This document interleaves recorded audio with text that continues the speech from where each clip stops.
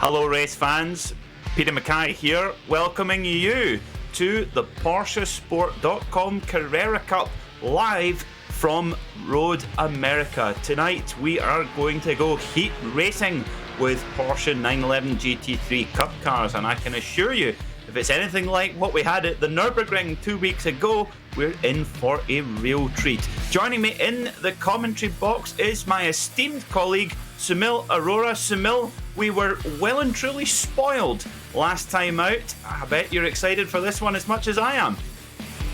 Last week was incredible. The races that we saw at the Nürburgring were just so much fun to watch. And Peter, we're here at my favorite circuit in all of the world. It is Road America. What a proper gem of a track this is at Elkhart Lake, Wisconsin. Superb circuit it is, with lots of long straights, quick corners, multiple opportunities to pass, and places where you actually need to have a lot of commitment. Case in point, the carousel. Absolutely, I have to agree with your sentiment. It is right up the top of the list of my favourite tracks, and just signifies the quality racetracks that are dotted all over the United States. And you know, you hear the term old school being overused, particularly by commentators like ourselves all the time, but this track does actually keep to that particular criteria.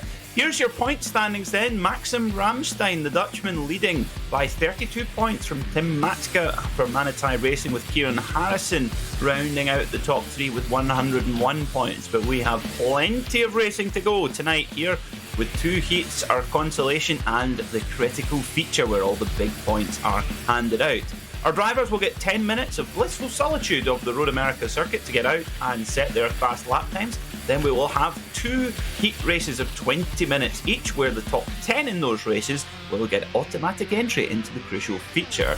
The unlucky 20 cars in each heat will all get put together into the Consolation race, which is the one to circle on your diary for the evening, because that's where we see some big action. From that race, only 10 will get those final spots in the 30-minute feature race. Last time out at the Nürburgring, we saw it very, very tricky for our drivers to overtake. But Soumil, here at Road America, with all these long straights, we're going to see some really good drafting battles, I'm sure. Oh, we are. Road America, the home straight, it is 0.8 miles. It's the longest straight on the entire IndyCar calendar in terms of road courses. And drafting over here, all the drivers in the league chat, they've just been going on and on and on, speaking about how crucial it will be to get a good run off the final corner and get a good draft on this long front stretch, as you can see on the screen right now. Because Peter, if you get a move early on heading into turn 1, you can actually get a good run heading into turn 5 and keep your position right there. For these guys though, making sure that the other person does not get the draft, it's gonna be so tricky.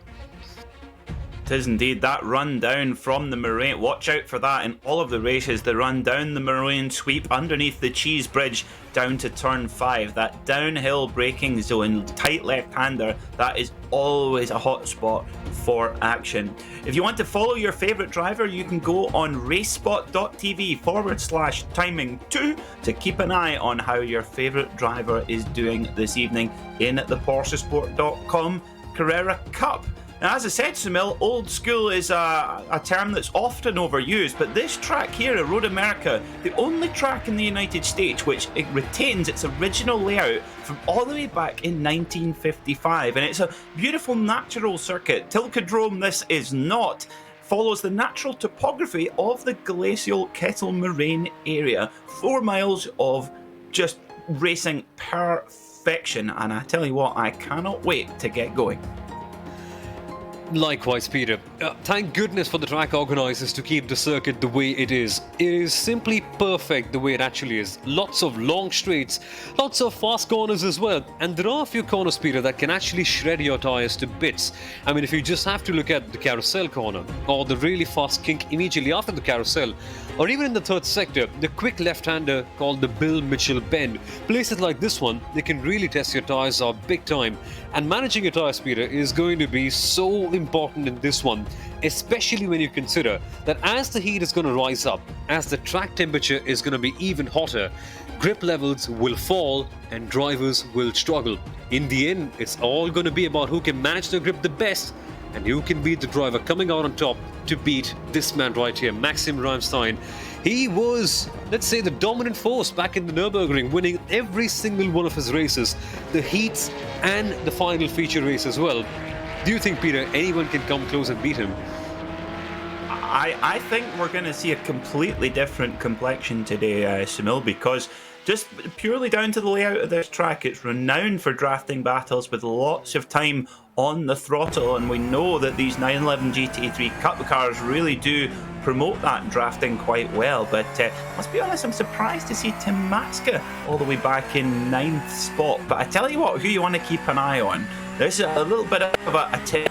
Unfortunately, he was taken out early in the race last time out. Ryan Parkins currently sitting in 13th place, just a second off the ultimate pace here in qualifying. Ryan Parkins is just being crowned the Porsche Club of Great Britain Sim Racing Championship, which is, of course, run in this exact car. So he knows the car inside out. He loves it. So watch for him and his PorscheSport teammate, Gavin Halls, as the race progresses. So why don't you run us through our starting grid for the opening heat, Soumil? Yes, indeed. It is Alexander Teiber from Team Redline on pole position, with Dylan Burst joining him in P2. Justin Tipton in the black, white and golden RaceKraft esports car starts in P3, with Sam Coitard for the WIP.com team in 4th. Then we have Tim Matska for Team Maniti Racing. He will be one driver to keep your eye on, with Quinton Violate in 6th, Ryan Parkins in 7th, Jose Manuel Padin in 8th, Justin Ream in P9, Gavin Halls in 10th, a fellow Hugo as well, Hugo Gallo starts in P11, and Thomas Guadelin in P12. Then, of course, we have Josh Clogg and Kevin Zwemster, two drivers I know very well. Martin Spalek starts in 15th, Carl Wahlquist in 16th. Then we have Tristan Martz, Martin Donati, Ivo De Brewer, and Arjus Jomantas. I hope I haven't butchered that name.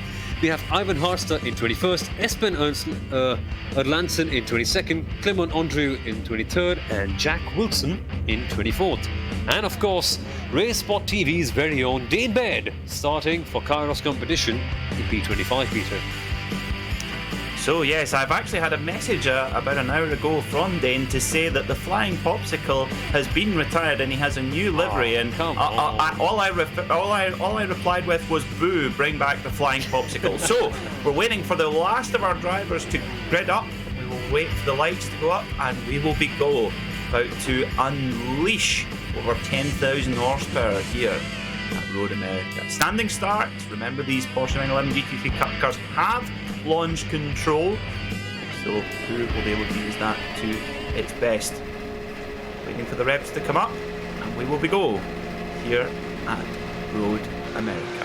And they are off then! Go, go, go! Here at Road America in Wisconsin as they tire down towards turn 1. It's the 54 of Alexander Teeb, gets a great run up from pole position down into turn 1. This is really, really tricky into here, using entrance road on the left hand side as a braking point, but it looks like Soumil, they've all got through pretty clean. They have indeed, but it's Matska fighting it out for P4. Has he got the move done? Seems like he has. So Matska getting a position on Sam Coitard. That, folks, is for P4 as we have seen crash. A crash heading down to turn 3. Oh, that's the 912. That's Justin Rem, the man from Alberta. Whoa, there's, oh my word. This is, goodness me, guys, this isn't a Porsche Club Corral parking up on the grass. Oh my word, that's not good. So, well, the 54, the pole sitter, Alexander Teeb from Team Redline, a very big name in sim racing, has got through cleanly. And there's Dane Baird at the back there in the grey, green and pink car. I have to say I prefer the Flying Popsicle. Sorry, Dane. So they come round turn 7 and down through the famous Hurry Downs, past the horse racing course on the right-hand side. And Peter, those big points, we saw turn 3 and turn 5, places where drivers were getting bullied off the track. We saw Dane going slightly wide at turn 5 as well, so that is a proper hotspot that we must keep our eyes on. But so far so good, single file heading towards the carousel, and this place can completely chew up your tyres. We are seeing a few cars on each other's diffuser. What do we have here? We have Tim Matska in P7. Seems like he's fallen down a couple of positions, hasn't he? But he's on the way to make a move that Canada corner, it seems. So then he goes up, looking on the inside line. That's the preferred line. Ryan Parkins gives him the room on the left-hand side as they dive on the brakes into Canada corner. But Matska's wide. Matska's in the gravel. He's in the wall.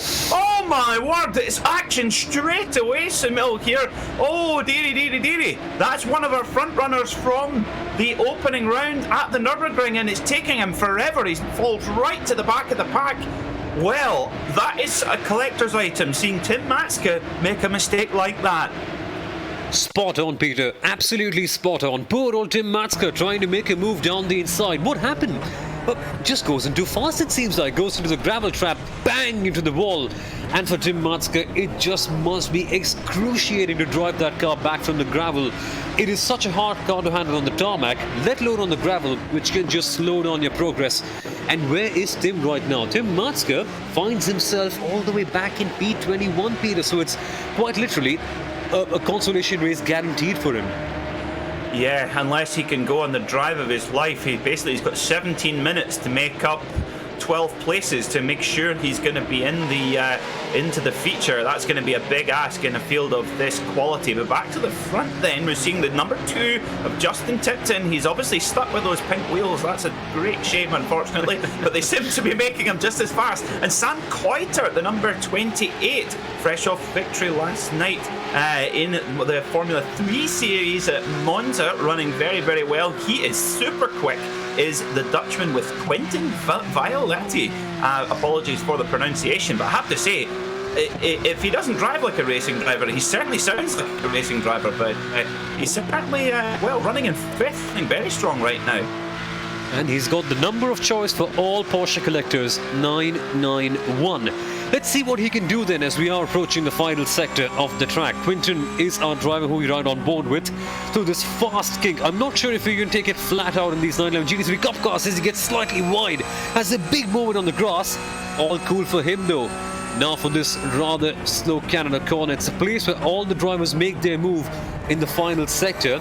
And from the looks of things, Peter, Sam Kuiter is getting on the tail of Justin Tipton, but Justin is blocking off the lines very smartly. What do you reckon? Do you think we're going to get a big draft as Kuiter goes wide? Oh my word! Yeah, sorry, Dago. Wow, Sam Kuiter getting very wide there, coming out of turn 13.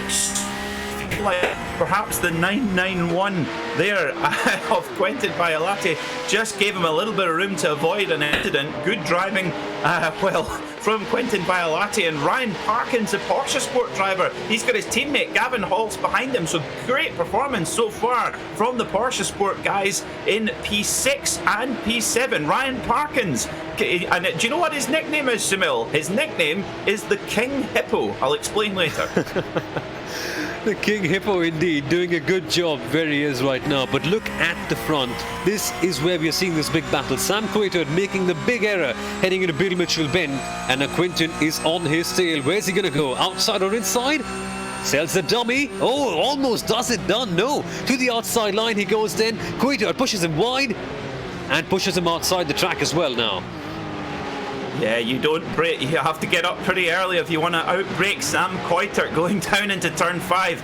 Tell you what, that sand trap at the exit of turn 5 there is just, it's magnetic. I swear there's a magnetic field in that gravel trap because the amount of guys that get overcook it on the brakes. And of course, this car that has such, probably one of the biggest challenges about it is the braking. So we see Hugo Gallo. Now, we talked about this an awful lot in the last broadcast, Soumil, is the top 10 bubble, being on that bubble. If you're inside the top 10, you can relax. You've got your entrance into the feature, happy days. If you're out of the top 10, you've got to really work hard through the 40-car consolation race, and that is something that does not sound very inviting at this stage. So for these drivers, this is the bubble battle. Absolutely, you want to be making your way up into the feature race as early on as possible. There are the benefits of being in the consolation race, mind you, which we shall speak about later on.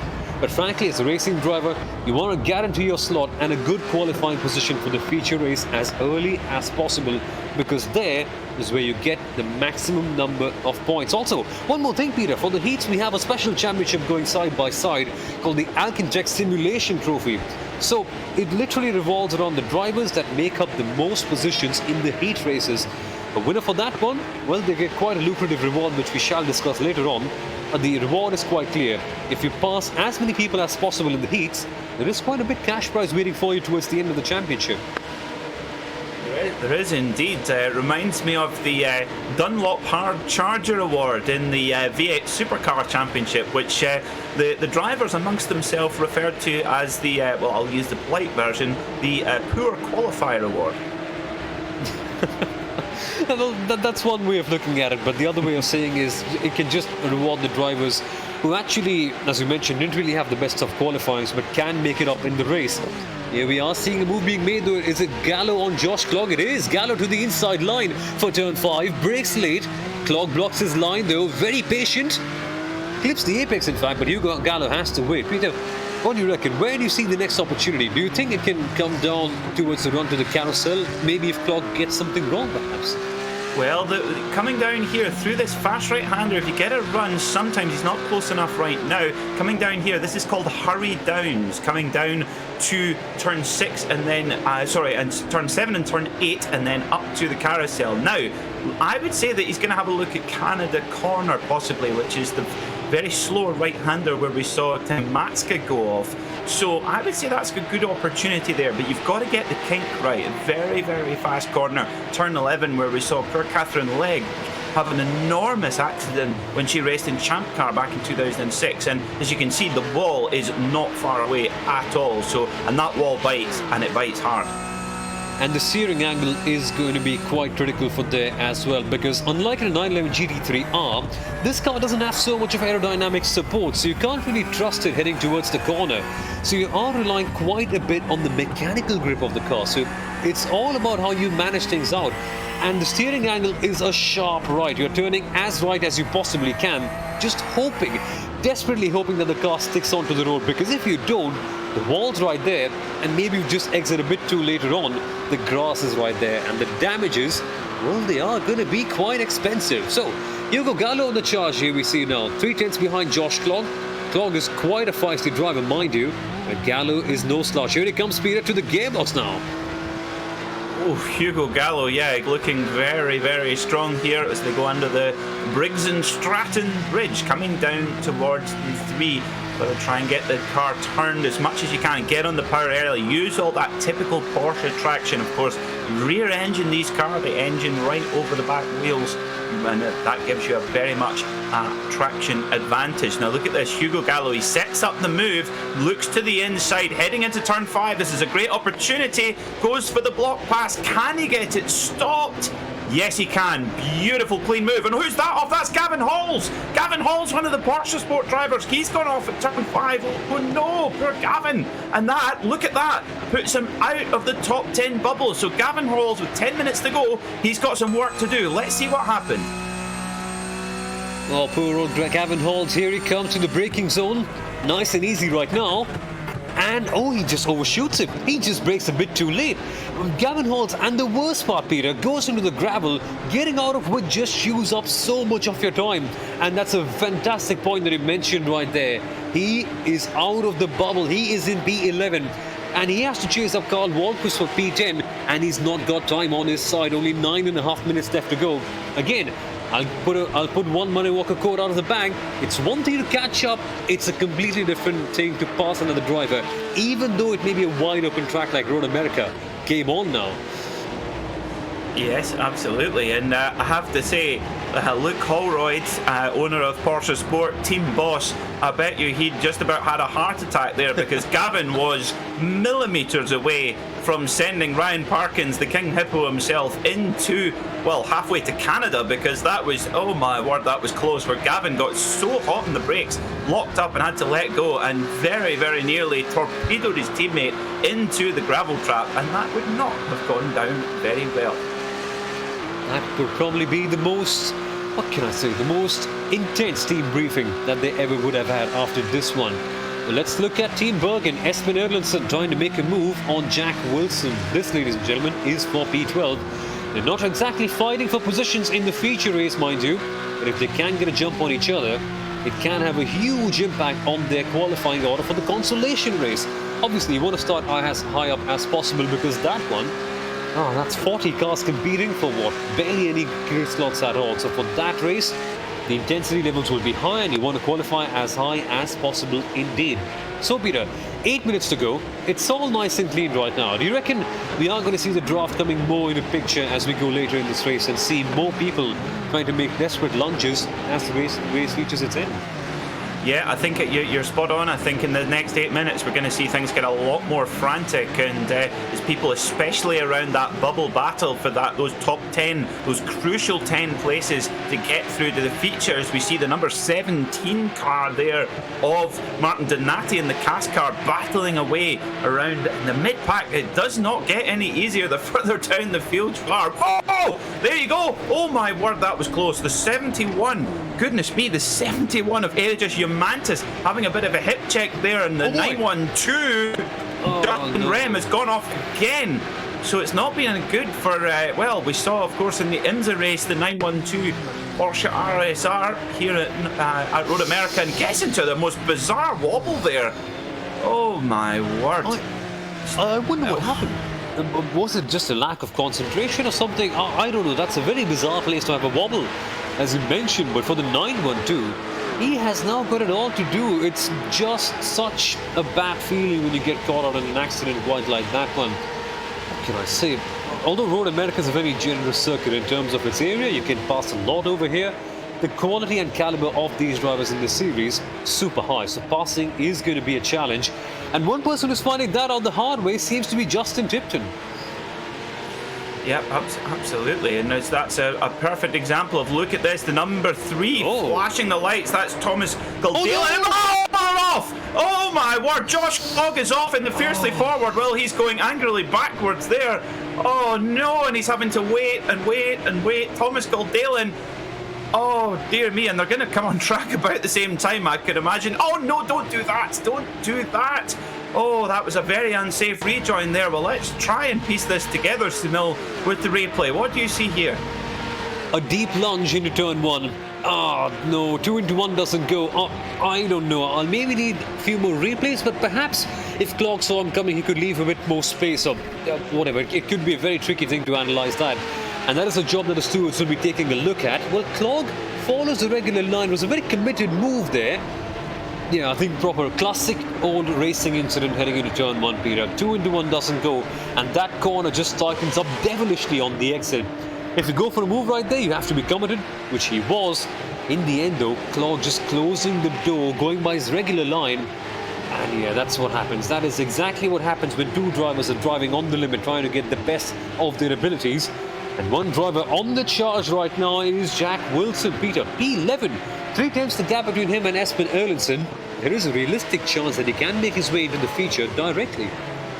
Yeah, well, they've just been given 2 free kick spots there. 2 guys who were in the bubble are, well, they're not in the bubble, they're in the sand trap. And I tell you what, the number 3 of Thomas Galdale, and there was no way he was making that corner, and he even got a little bit of a bobble on the inside curb, and that just, well, that sealed the fate, really. And ironically, for a man with the nickname Shadow, because, well, he was there was more of an eclipse than a shadow there as it came into turn 1. But back at the front, we've forgotten about this. Justin Tipton in the number 2, sitting in 3rd position right now, following the 68 machine of Dylan Burse, the man who races Hyundai XLs in his native Queensland in Australia. So in a far more sophisticated vehicle with this beautiful nearly 500 horsepower 911 GT3 Cup car. Sam Kuijtert, the Dutchman, in the number 28. He's looking to make a move by, but, well, he's not going to get it easy with Justin Tipton moving over. Oh, that's aggressive. Oh boy, he gets the move though. Kuijtert on the braking zone. They are still door-to-door, Peter. And it seems like Kuijtert has to go wide because Tipton holds on to his position with both hands. Yeah, I mean, I tell you what, Soumil, these cars, when you're just driving around on your own, doing a practice session or what have you, these cars are knife edge to drive.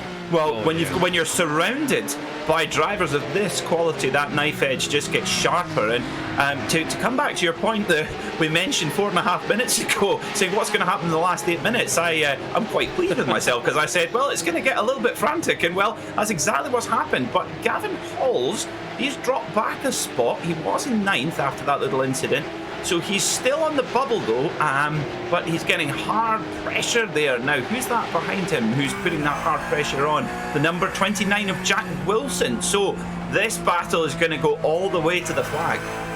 It really is. It's a tricky place for you to be in P number 10, because on one side you want to be there, you want to keep safe hold of your position, and on the other side the pressure of the guy behind if you can be a bit too much to sustain. Wilson going slightly wide at the kink right there. And Peter, we have some news. It's a drive-through penalty for car number 3, that is. So it seems like Guadalin, he has the penalty. So Thomas Guldalian, I'm so sorry if I've got the pronunciation wrong. He seems to be getting a drive-through penalty for that lunge down the inside of Josh Clogg. And boy, has he got it all to do in the consolation race now. Yeah, I'll have to say, I'll be honest, I agree with that. I don't think there was any chance at all of him making that corner if he'd gone in at that line on his own. So when there's another guy on the outside, yeah, and of course ruined the number 13 of Josh Clogg, ruined his race. So yeah, I have to say, well, good call from the stewards there in my view. Let us know if you agree. Hashtag PorscheSport Cup. Let us know on the social media channels. We'd love to hear from you. Say, I agree with you, Peter, or say, stop talking, Peter, you're talking nonsense. We'll take either. As long as you get in touch, we don't mind. We like the company. And in the back right there, we saw Tim Matska making a move for P13. It's been Groundhog Day pretty much for Tim Matska. Had a bad incident early on heading towards Canada corner, outbraked himself into the sand trap, and since then it's just been a good recovery drive, but sadly no feature race for him directly, at least. That's the whole thing. But this battle, Peter, 1.5 minutes to go, and Tipton is right in the middle of all of it. Quater is right behind of him, and ahead of him is Dylan Burr. So this, ladies and gentlemen, is for P2. Heading towards the carousel. I know they're all going towards the feature race, that is, they're all safe, but qualifying positions and pride are at stake here. Absolutely, you make a great point there. It's balancing that racing driver red mist instinct, really, and because when you've got that vital spot in the feature, especially a P2, a P3 or P4 spot like these guys have, that's not something you want to chuck away in a hurry, and I'm sure these guys have got that in the back of their mind. But watch for Sam Coiter at the 28. He's a hard charger, he's a carter, he knows exactly what it's like to get the elbows nice and sharp. So watch out for him, and I have to say, having to look at those pink wheels all race long, that's got to be getting his temperature rising in the cockpit. Oh yeah, those pink wheels, safe to say they are rather controversial, but yeah, if there's one thing that we have to say, Justin Tipton, it certainly has made him far faster. As we are seeing making a lunge, I think he's gone for the more conservative route, Justin Tipton. I think he realises that with only 1 lap to go, wait, might as well stay here, might as well enjoy this position and have a very good starting position for the feature where I can then go in and get as many points as I possibly can. We know for Justin Tipton, the base is there. It's all about unlocking it at the right time. Yeah, so we are on the final lap already of Heat 1. I tell you what, Soumil, I think I've just blinked and all of a sudden we're on the final lap. This is what we have come to expect already in this competition here in the PorscheSport Carrera Cup. Some of the finest racing, let alone sim racing, some of the finest racing you are ever likely to see on broadcast, and it is, I tell you what, it is a pleasure to call the action for you here on Racespot TV. And a little nudge. I think that was a little love tap. Love being very much an oxymoron, and Coiter stuffs it up the inside. Oh, Tipton, he's oh my word, that's going to be rising his blood pressure very much through the roof there, because I'm sure the two of Tipton there just getting into the car in front ever so slightly. Well, I just had to eat up my words like a proper buffet right there. Tipton going for the aggressive, not paying out, but nothing ventured, nothing gained, because Coiter was about to make a lunge. Thankfully for Tipton though, he made his car look like 10 feet wide and eventually maintained the position. Last lap, Peter, this is where the intensity levels are peaking to 11. And well, it seems like Taiba is also coming towards a win. Are we seeing a move towards Canada corner? Not quite. But boy, has it been a domination at the front. It really has. We see Tipton defending from Coiter. That will go all the way to the end. But it's a flawless drive from the 54 Team Redline of Alexander Team. He takes the checkered flag then. He's your winner in Heat 1 of the PorscheSport Carrera Cup. Automatic entry to the feature race. Music to his ears, I'm sure. Brilliant drive from the sim racing teammate of Max Verstappen. And Verstappen also today coming in and becoming maximum Verstappen at Silverstone. But boy, what a good race this was in the end. Wait a minute, Peter. The timing screen says Tipton finished in P5. Hold on a second. Whoa. What's going on here? There must be something with it. Yeah. Well, I think he might well have been dragged to the line then. I mean, Coiter was all over him, and yeah, if he finished at the back of that pack, that would check up. Maybe if we might have time to have another look at it before the end, or before we move on to the next heat. If you watched last week, we see the 906 now. Oh, of Martin Spalek having a look. He's dragging along with the 63 of Ivan Harassed at the Chaos competition car, but no, manages to hold out. So we'll just have our results for you in just a moment, waiting for them to come up on the screen. Okay, so your winner then, Alexander Teeb, just heading ahead of Dylan Burse in second, with Justin Tipton rounding out the podium. Sam Coiter made it in fourth ahead of Quentin Violati, with Ryan Parkins in sixth. Great drive from the PorscheSport driver. Hugo Gallo was in seventh, with Espen Erlandsen in eighth. Carl Walquist was ninth, and I'm just saying, my apologies, Jack Wilson I think is in 10th. It's saying 23rd, but I don't think that's correct. It's Tim Matska. Oh, look at that, Soumil. Wow. Tim Matska gets in on the bubble. I must be honest, how on earth did he do that? That is insane. Tim Matska, after that big incident. Wow, Tim, you beauty. That was some comeback.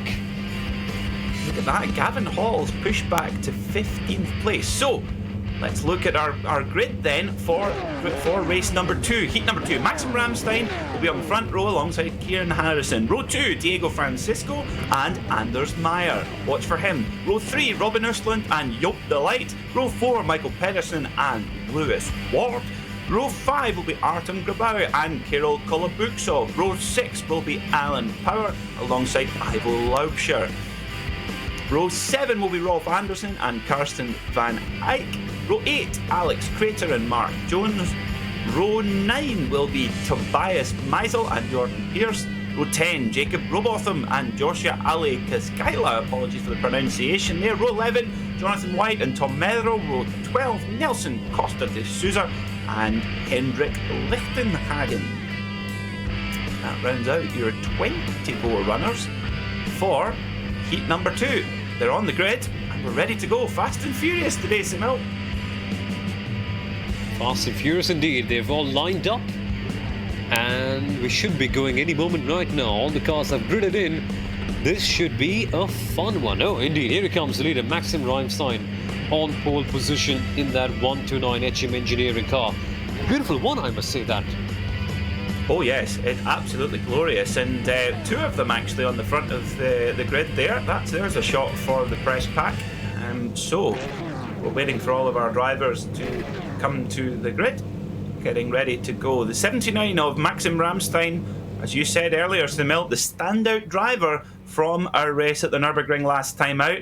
And would you believe that he's been sim racing for a long time, but started off his sim racing career, used the term sim racing lightly, in Need for Speed Underground. So there you go. That's if you want to go fast, get yourself a copy of Need for Speed Underground. So, number 729, Maxim Ramstein on pole position in his natural habitat for Dutchman. We wait for our drivers to bring the revs up, and we will be ready to go here in Elkhart Lake, Wisconsin, at the beautiful Road America. Here we go then, waiting for the lights here in the PorscheSport Carrera Cup. Revs are up and we are green here in the PorscheSport Carrera Cup round 2 at Road America. Brilliant brilliant start from pole position from Maxim Ramstein, doing exactly what he needs to do. Get away cleanly, avoid the carnage in turn 1, but his teammate is right behind him and gets, oh my word! The number 9 of Kieran Harrison gets in far too hot, nearly tags the back of his teammate, and he's found himself in the kiddie litter in turn 1. Disaster for HM Engineering and the number 9 of Kieran Harrison. Kieran Harrison has had a genuine race-winning potential, and he just literally binned it in the first corner, going in a bit too hot. But we are seeing the leader under some pressure right here. Anders Myers making a move down the inside of turn 5 for the lead. Oh, he goes to the outside and gets it done. So we have a new leader, or do we? Because they're still door-to-door.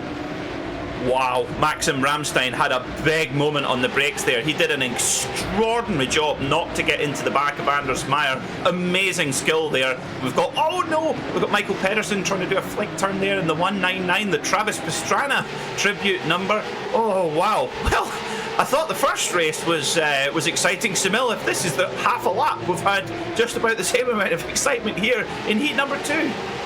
It's been immense. It has been absolutely superb, and what makes me even more excited is that we have so many more races of exactly this coming up though.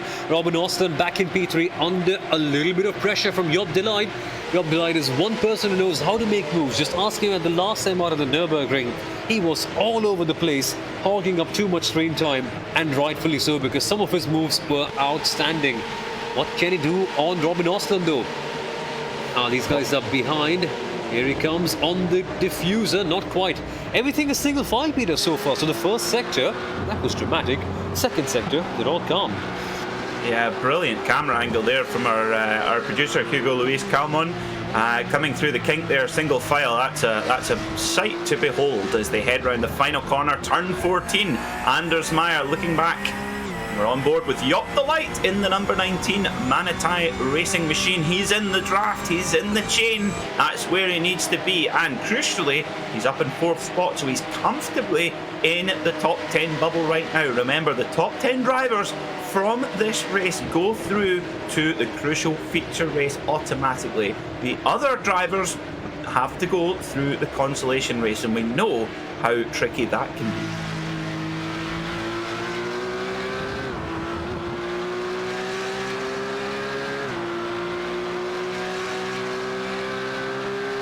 So 17 minutes to go already of this race here at Road America. It's been an absolute thriller so far today as we head down into turn 5, hard on the brakes. We're looking forward at Anders Meyer, who was really tricky weekend at Nürburgring last time out. Got himself involved in an incident early on, but no such problems today, and he's chasing down championship leader Maxim Ramstein. Maxim Ramstein did not put a foot wrong the last time out at the Nürburgring. Didn't really face a lot of competition. He always had the edge and the gap over all the other drivers. Right now though, the narrative seems to be slightly different. Anders Meyer is on the tail. And speaking of Anders Meyer, I mean, it was quite a weekend for him the last time out. Very, very dramatic. I think, if I'm not mistaken, he was the one who won the consolation race and came back to have a very good result in the feature. P8 exactly. We are seeing a replay of the start. So, what just happened for Kieran Harrison? Peter, can you just take us through to what went wrong for the HM Engineering driver? I think he tried to go through turn 1 in 6th gear flat out, I think. Something along those lines. No, not quite. I'm being flippant, of course.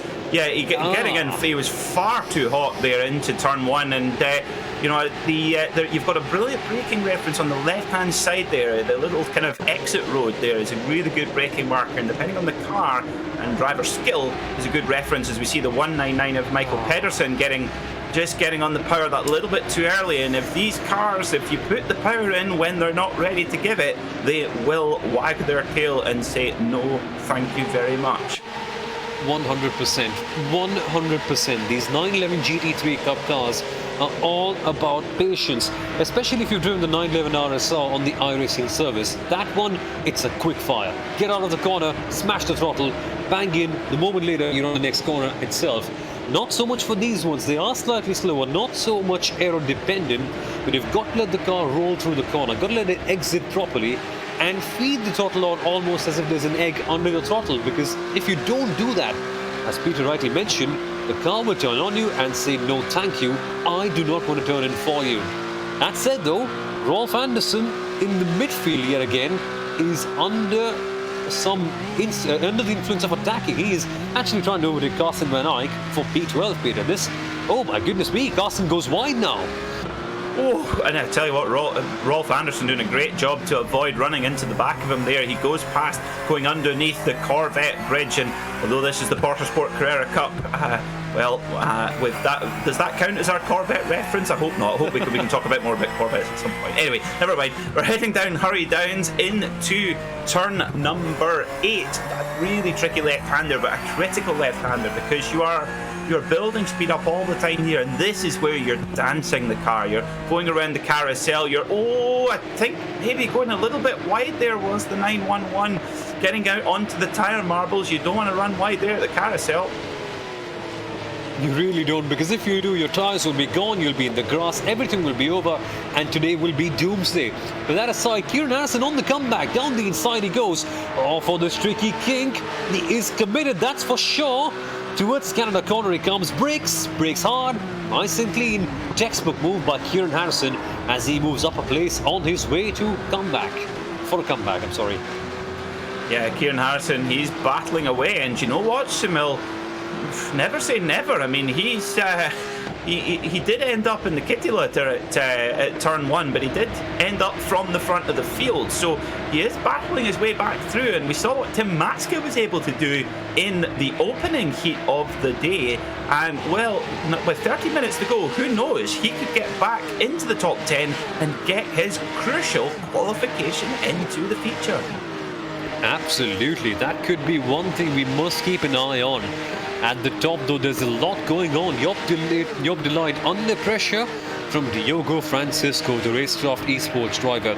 And tell you what, Peter, the one really fun thing about this championship is, and that RaceKraft esports have spoken about it quite a bit publicly on their social media, is the importance of analyzing your data. Because these guys, once this was all done, they went in and had a proper hour-long debrief. They decided what went right, what went wrong, analyzed the data, figured out where they can improve, so that they would be in the best of strengths for this round here at Road America. And from the looks of things, Francisco is doing a good job in P5. Absolutely. You know, you might notice on the broadcast here, if you're new to sim racing, first of all, welcome. Hope you're enjoying the action. We certainly are up here in the commentary box. But if you see cars with the same paint scheme, that is not just symbolic. These are proper racing teams, just like you'd have in real life racing. And well, that cooperation, that setup time is vital to getting the maximum out of these, especially these particular cars. They are fickle beasts, and you've got to get them set up properly to get the best out of them. Indeed, you do have to. Looks like the Portuguese Diogo Francisco has that sort of a setup. He's lining up a move at Canada corner from the looks of things. Oh, gets close on the diffuser of the car up ahead of him. Man, Francisco is on the charge, heading towards Bill Mitchell Bend. Quick left-hand corner for this, and Job Delight is under some pressure. From the looks of things, he takes a slight second off. He takes a bit of breathing space, and then we have this long run up to the tabletop section. The main straight that is 0.8 miles, and Francisco gets the draft. Keep a keen eye on what the RaceKraft esports driver can do. Maybe, just maybe, we will see a move heading into turn 1.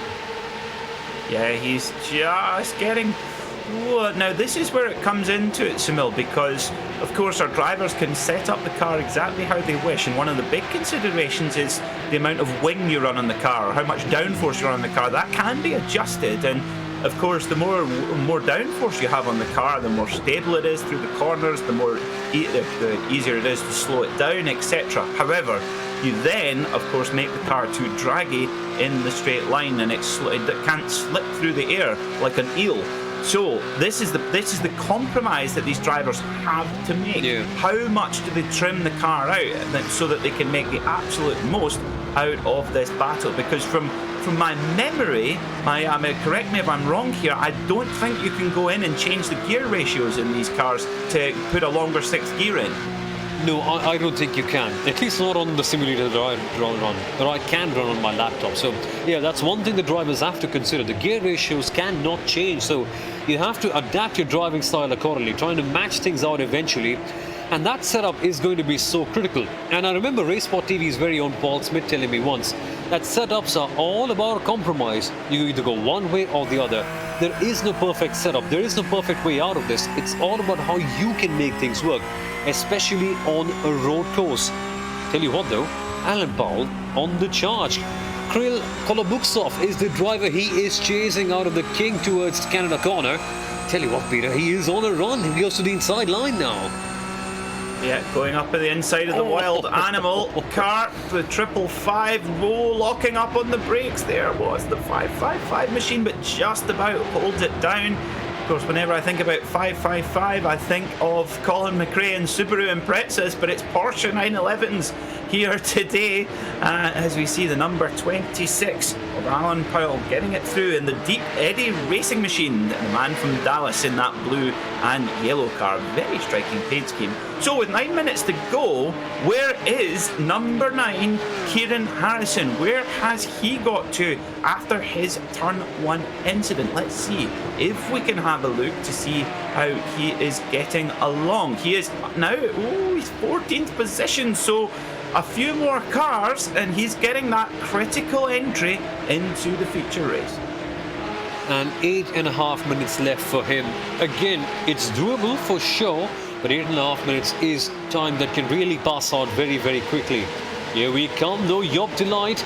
He got past by Diogo Francisco a couple of laps ago. Here he is for round number 2. Looking for a lunge, not quite because Francisco blocks off the line. And Job Delight has to wait and wait for quite a while. But we are seeing yet another car join this party, Peter. It is Lewis Ward. And he's not the only Lewis who's in the midst of a very hot battle today, I can tell you.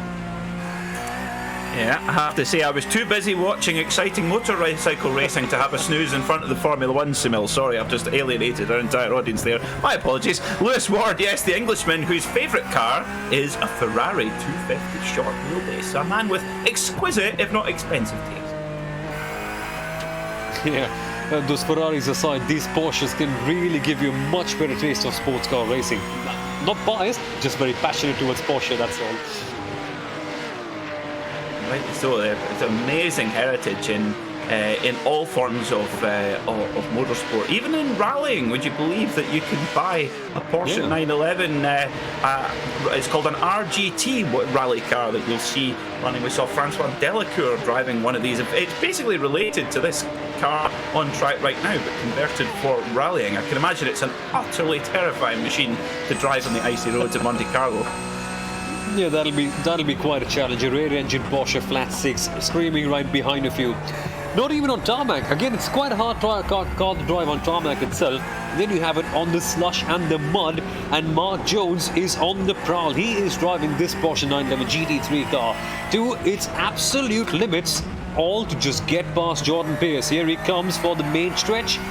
The WIP.com Volante Racing car is under pressure. He goes wide and he gets the move done very cleanly. So that mistake really costing him right there. Yep, that's it. That is certainly, if you're going to make a mistake at any corner, that is the last corner to do it at, because you've got that drag all the way up the hill. Like you said, nearly a mile long, the front straight here at Road America. So if you make a mistake coming out that final turn, turn 14, you pay for it all the way down to turn 1 of the next lap. So we're looking on screen at the HM Engineering car of number 9, Kieran Harrison, who's now up to 12th place. So he is on an absolute tear. 2 more cars and he will get his entry into the feature race automatically, which after ending up going backwards into turn 1, I think he'd probably take that. Started from the bottom, now we're here. That's one thing he may be saying if he gets those 2 positions in, Kieran Harrison. Well, what's the scene like for Kieran Harrison? He's got Rolf Anderson ahead of him, only 7 tenths ahead. Then, unfortunately for him though, it's a 4-second gap approximately to Ivor Lobsher, who sits on the bubble in P number 10. So for Kieran Harrison, it looks quite like climbing a mountain in about an hour. So it's going to be very tricky for him. Let's see what he can make do from this situation. We know he's got the pace. Has he got enough of it to do things in the last 5 minutes of this race? Tell you what, Peter, it must be something about the water of Elkhart Lake. Road America and the final laps, it's a love story made in heaven. Oh, it is indeed. I have to say, I'm putting my very biased Scottish hat on here. The Canada corner, these cars are just coming around right now. The turn 12, they're very slow right-hander here at Road America. My fellow Scot Robin Liddell in the Michelin Pilot Challenge race here last year. He went round the outside in a Chevrolet Camaro, round the outside, and I actually do not quite understand, still don't understand how he managed that, and then took the drag to win the race at the line. Extraordinary stuff from the man from Edinburgh, where I am currently residing. And we see Kieran Harrison taking up his spirit and making a move towards the tabletop. That's one thing that Liddell did as well. The Camaro on the last lap in the wet, he was second, and we all thought, okay, that's second place for him, he may not win. But the way he used the thrust of the car to climb up and make that move heading towards the tabletop, superb stuff. That's what Kieran Harrison has done right here. Got a good exit of the final corner and got that move done in for P number 11. Still not enough though, and we are seeing a battle. Alan Powell, that is, the number 26 blue car, the Porsche. Oh, spins! Almost spins around, catches the car back in, but those tyres will be knackered.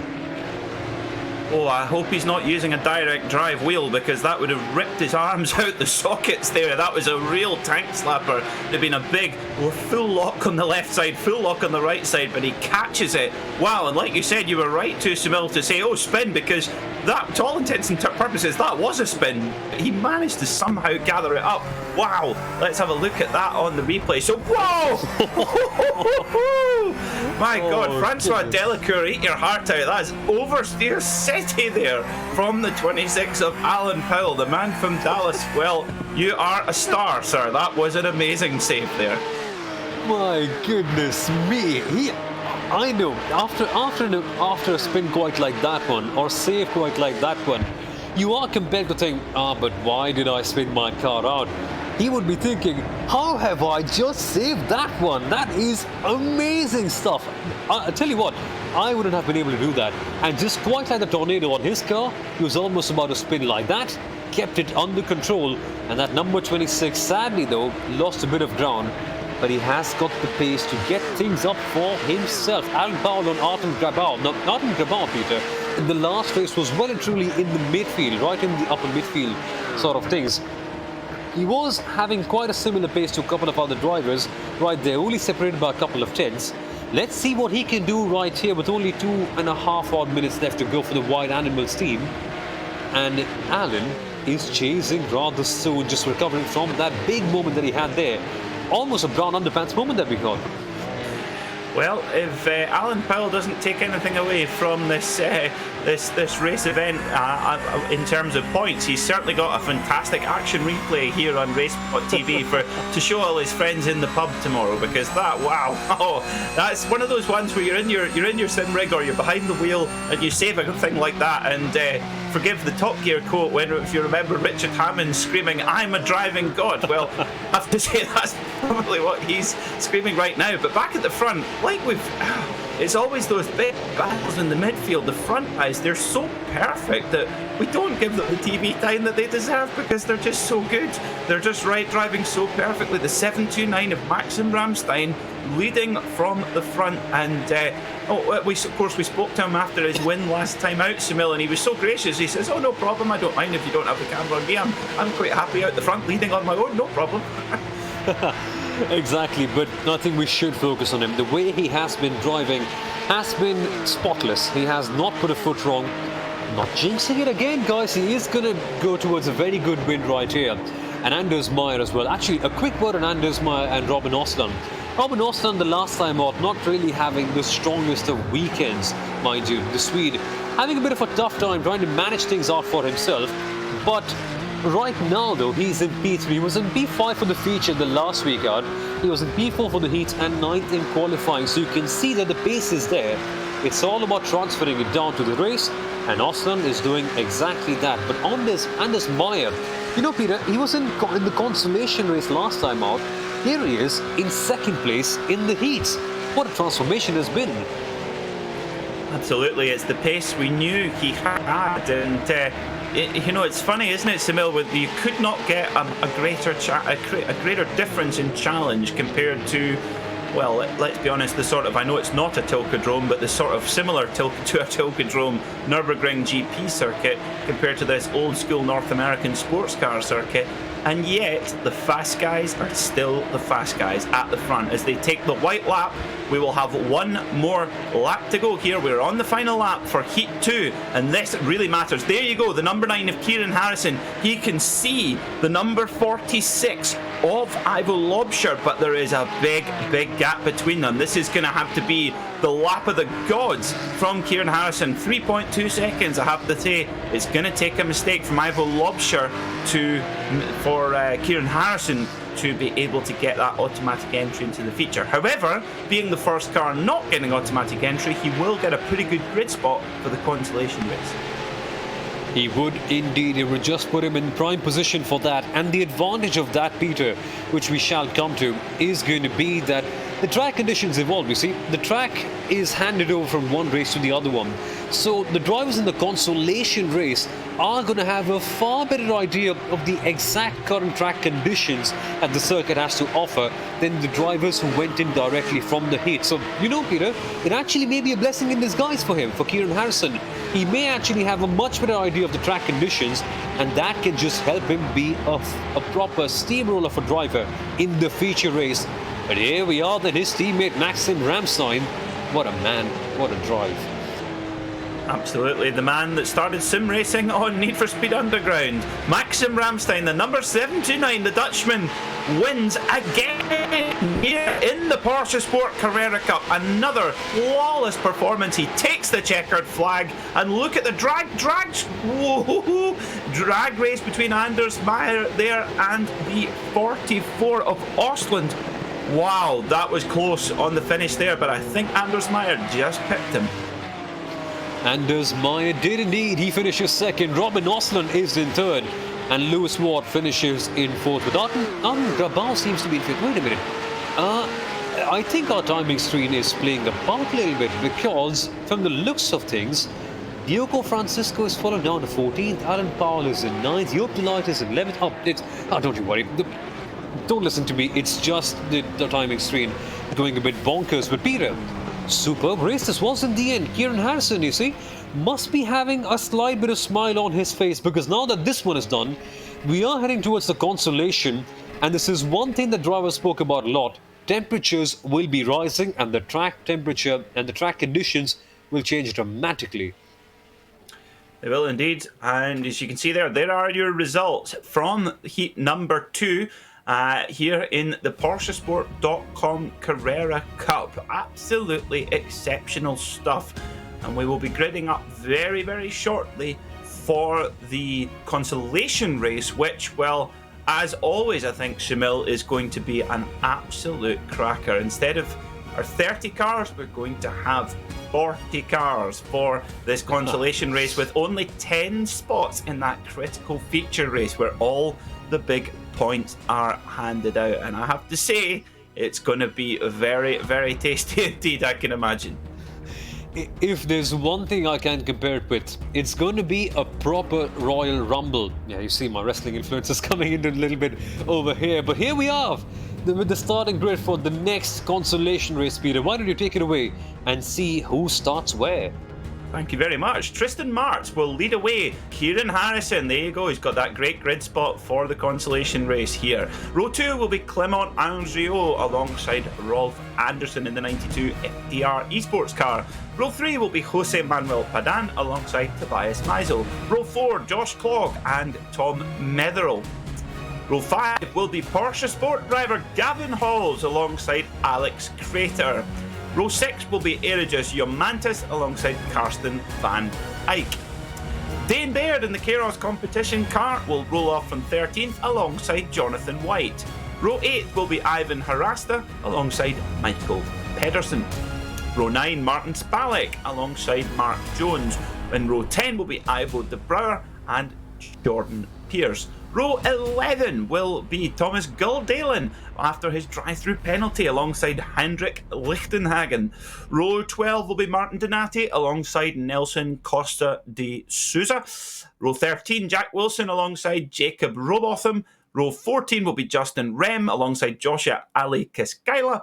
and in 29th will be Kevin Zwemstra. So, a little bit of a smaller consolation race grid, Soumil. So actually, there's going to be 10 cars to come out of 29 starters. Still going to be pretty busy, I would imagine, as we wait for our drivers to grid up, ready for this consolation race. The fans are ecstatic. You can see them lining up. Normally you wouldn't see this in this current condition, but here we have them, at least the virtual ones, cheering the drivers on. This should be a fun one. 29 cars, 10 grid slots. Here we go, Peter. This is about to be a proper crackerjack.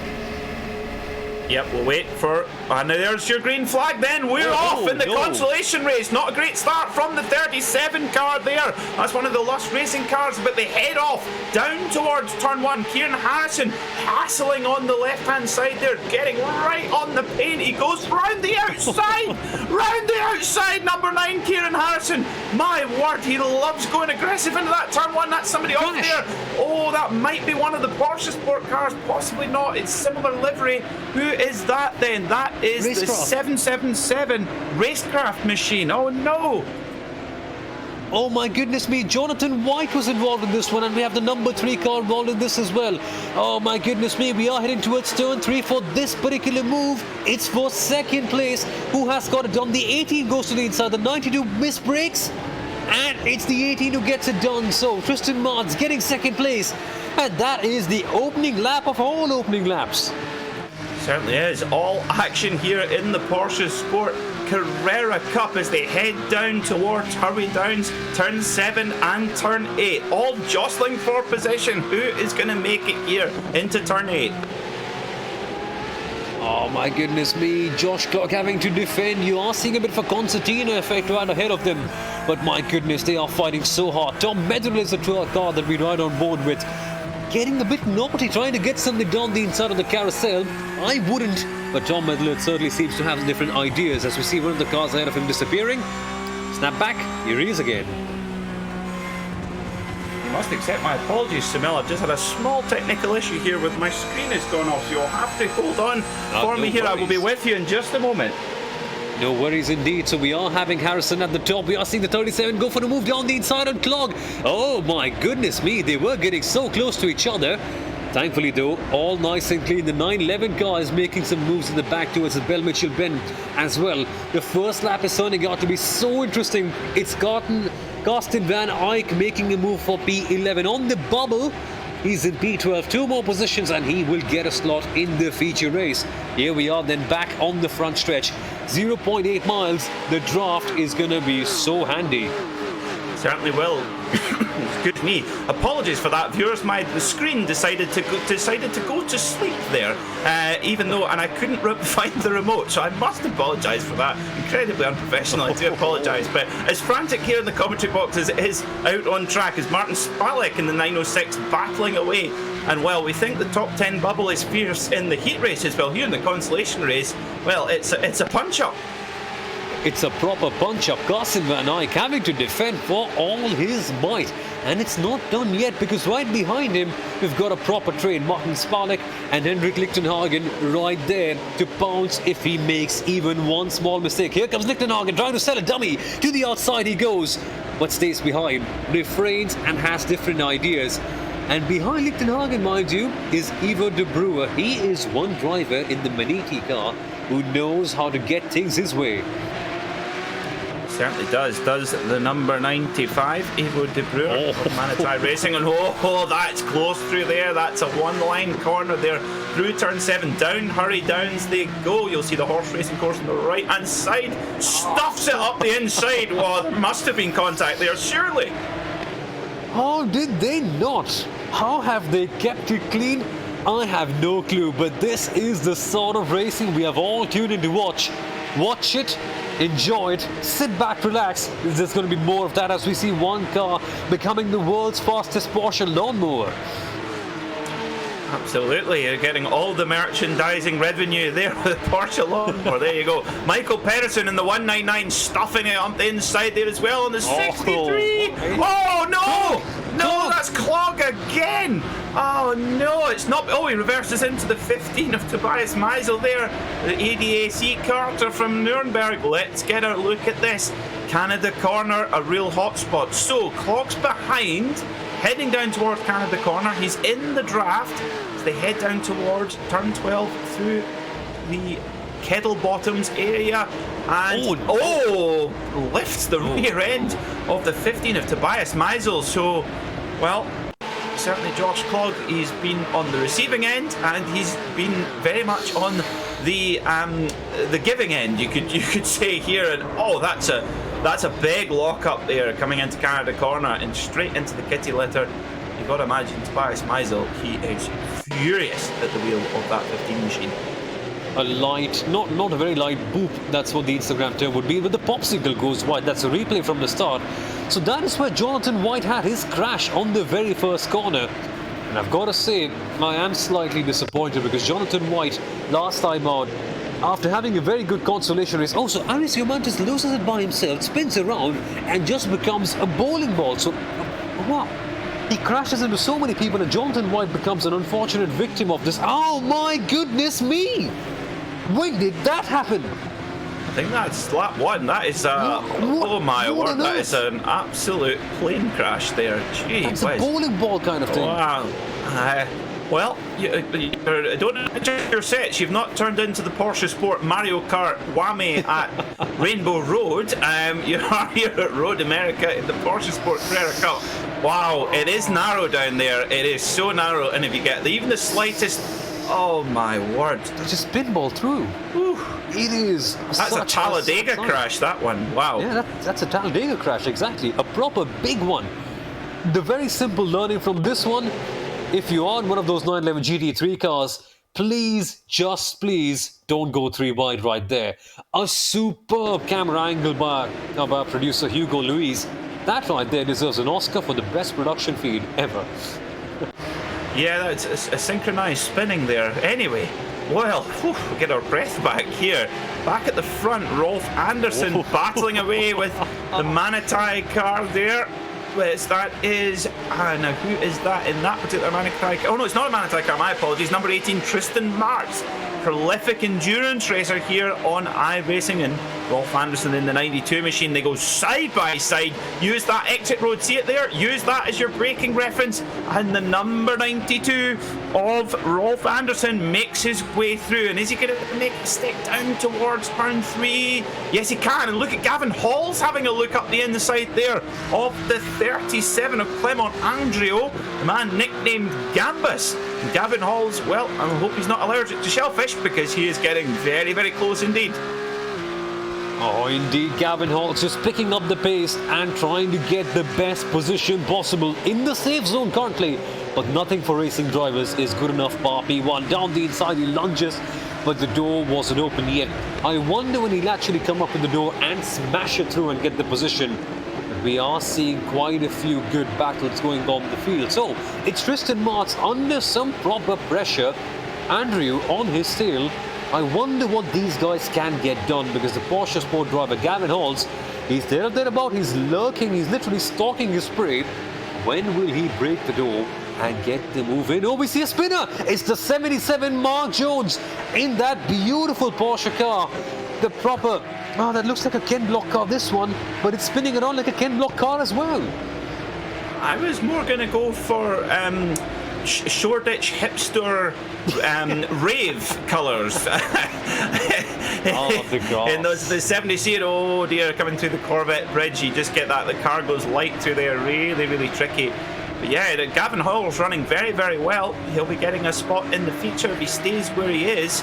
Racing out in Bahrain, does Gavin, that's where he lives. And I have to say, I'm very jealous of Gavin because he rides a very rare Buell 1125R, a very, very rare and special motorcycle. That right there is the stuff of dreams. I wish I was able to get something quite like that one day.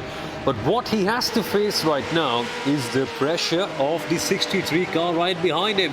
Here he comes. That's Ivan Hastra, if I'm not mistaken, on his tail. To the outside he comes. They are going door to door. Turn 1 is the place. They touch. Rubbing is racing. And Halls maintains the position. Or does he, because he goes slightly wide? Oh, I think Halls has gone off. No, Gavin Halls has gone off. He just... Oh my goodness me. You were definitely right there, Soumil. They had contact on the brakes, and that just unsettled Gavin Hall's car, and he just, and of course, if you don't get full braking, you are in the gravel. So let's get another look at this then here. So, Gavin Hall's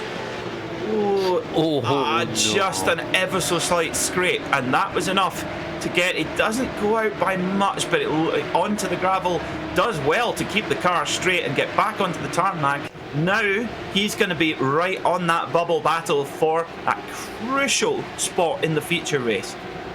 That must be agonizing to see your car lose your control, just slip out of your hands like sand slipping between your fingers. It must be that sort of a feeling. Speaking of sand, he went right into the gravel trap, just to make it even more symbolic. But hey, Clement Andrew is on the charge, chasing up Tristan Marks. This right here, folks, is for P number 4 past a rather excruciating carousel. Your tires will be screaming in anger. They'll just be saying, "Oh, please let me go." But there's such a fun corner. Your car is just locked in towards the right, hoping you make it stick. Here comes Andrew towards Canada corner, Peter. 9.5 minutes to go. Is Andrew going to make that defining move? Oh, he's gone for the more typical inside look there, rather than the Robin Liddell out absolutely outrageous around the outside.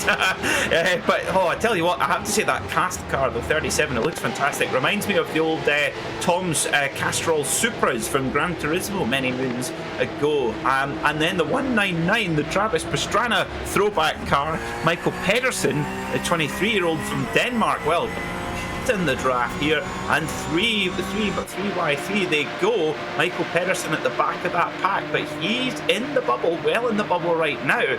But further back, we've got 3 guys battling for that top 10 as we see the 63, the 37 there of Clement Andrew, just a little bit better on the brakes, but he runs wide. He does run wide, he has to lose the position, and the 63 maintains that position in the end. So there we are, Peter. We are 6 battles and they almost make contact. The 199 and the 63. That, folks, is Ivan Harasta. I hope I haven't butchered this. And Michael Pedersen. These guys are going wheel to wheel towards turn 3. Turn 5, my apologies. This is where you can bully one person off the track. No bullying right here. They are door to door still, Peter.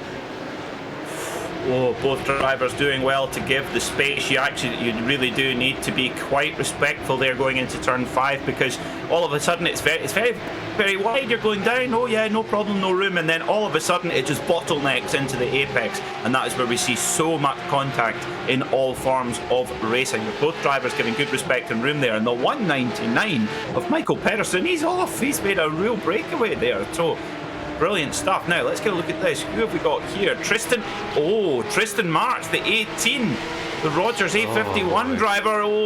Does well not to ping out onto the track, and that is not good news for the number 18 driver there. Tristan Marks just having such a bad run. He was doing a very good job at the top of the field. Suddenly you make one mistake and it all slips away. But hey, Peter, this is the battle that we've all tuned in to watch. The one for the bubble, the one you've all been waiting for, the one that we have finally seen on our screens. It's Jack Wilson and Martin Spalek, P number 10. This is for the critical feature race spot, and Wilson bounces on Spalek's mistake towards Bill Mitchell Bend for the final corner. This right here, Peter, is going to be the one that defines the entire Consolation race. This matters. Jack, there's the understatement of the day. My turn this time, so no. Jack Wilson, he's really the number 29. Jack Wilson, he joined iRacing in March. He's brand new to the simulator, but already has 20 official wins, and he's in the Team Effect esports machine side by side, heading down into turn 1. Who's going to brake later? Bit of damage there on Wilson's car, but he is by. So interesting stuff, and all that bickering, that's allowed Gavin Halls in the 38 PorscheSport machine to have a little bit more of a comfort barrier in 9th place. So after that little incident, he's back in the crucial bubble, just where he needs to be. Just where he needs to be, indeed. But can Tristan Marks get something done? Tell you what though, He's under some pressure from behind and he's not applying some at the front. Here we are seeing a move being made, a simple and easy textbook launch into turn 5. Oh no! Not simple and easy! Not simple and easy by any means whatsoever, because the 18 car just has a proper devilish moment, out of control. That's the most bizarre thing I've ever seen. On Road American, a Porsche GT3 Cup car, that is. Oh well, yes, speaking of well done T-bone steak there. So he's coming from quite far back. Well, I suspect he did have the move done, like you said, Soumil, you called it right, but I think he maybe gets a bobble or something, so it looks like he's got it. Yes, gets locked up. Oh. He looked like he was actually going to make the corner, just about anyway, gets the lock up, and then, well, it was full Bambi. Oh dearie me. And just this car braking downhill, it's an animal, and it just wants to spin round and whack you over the back of the head, and that's exactly what it did there. And clearly Tristan Marks is, you see, look at that, look, for all 4 wheels locked up there. The Michelin man, say wave at him, he's there, you can see him. Oh my word. And here we go, slow motion, we know it's coming. Ooh, wham. Yeah. Oh dearie me, that's a big hit. That that right there was, that's what happens, right? That's what happens when you get it all wrong. And oh my goodness me, we are seeing another incident. That's the final corner. That's Kevin Zwemstra in the fiercely forward car, pushed wide, literally bullied off the track. Everything is kicking up here, Peter. Everything is going all wrong now.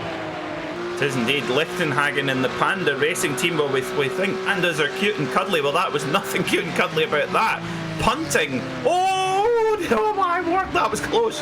Oh my goodness me, Lichtenhagen making absolutely no friends here in this consolation race, and I don't think many people make any friends in this consolation race, Soumil, because it's so frantic. This matters. We're in the bubble, but we're right on the edge of it, and well, one mistake and you are out of this evening's action. Well and truly so. That's a fantastic point right there, Peter. We're seeing Wilson trying to elevate himself rather up the field. To the outside he goes. No locking up this time downhill, thank goodness. Well, Henrik Lichtenhagen there, the man from there in Germany, left absolutely no room at all. It wasn't inviting him in for a biscuit or a cup of tea. He just slammed the door in his face like a cold call salesman there. So no room at all for Wilson, and I would think that he will be slightly upset by not being left at least a little bit of racing room by Henrik Lichtenhagen there. Well, that's not very gentlemanly, is it? That's the only thing we can say. But yeah, all the tea parties and gentlemanly things aside, it's all about focusing on what happens on the track. And as Peter rightly mentioned back there, leaving the space, as Fernando Alonso would say, all the time you do actually have to leave the space. So what are we looking at right here? The 63, Peter, is still under some pressure. So for Ivan Harasta, thank goodness I finally nailed this time, Gavin Halls is not letting him go. It's almost as if he's tied a rope to the end of his car and is pulling along and maintaining that very constant gap of around a couple of seconds, couple of tenths of a second, mind you, here and there. So with only 2.5 minutes to go, Gavin Halls has guaranteed himself a place in the feature race unless he makes a mistake, which he won't. But how further up can he get? Because the higher up you finish by common logic, the further up you start in the feature race, and that is where you get all your points. So that is something that you instinctively want to do as well. And remember, do not forget that this is deja vu here, Soumil, because remember, these guys came together and Gavin Halls was very much the man who came off second best there, getting barged into the gravel. He looks up the inside now, shows his nose, and he's, that's fierce. He's saying, I am not going to be so polite this time. I might well be British, we might be known for our manners, but you, sir, are not getting mine any longer. You see there, you'll see the logos there beside the Pirelli logo, Smoking Steel Garage, that's Gavin's YouTube channel.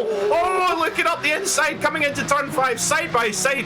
Oh my good, Harasta very, very late on the brakes there. Can Gavin tuck it back? Last of the late breakers there from Harasta. Brilliant stuff from the Keros competition driver. Harasta defending quite like Andre Lotterer would in a Porsche sports car. That's what he's been doing back in Formula E these days.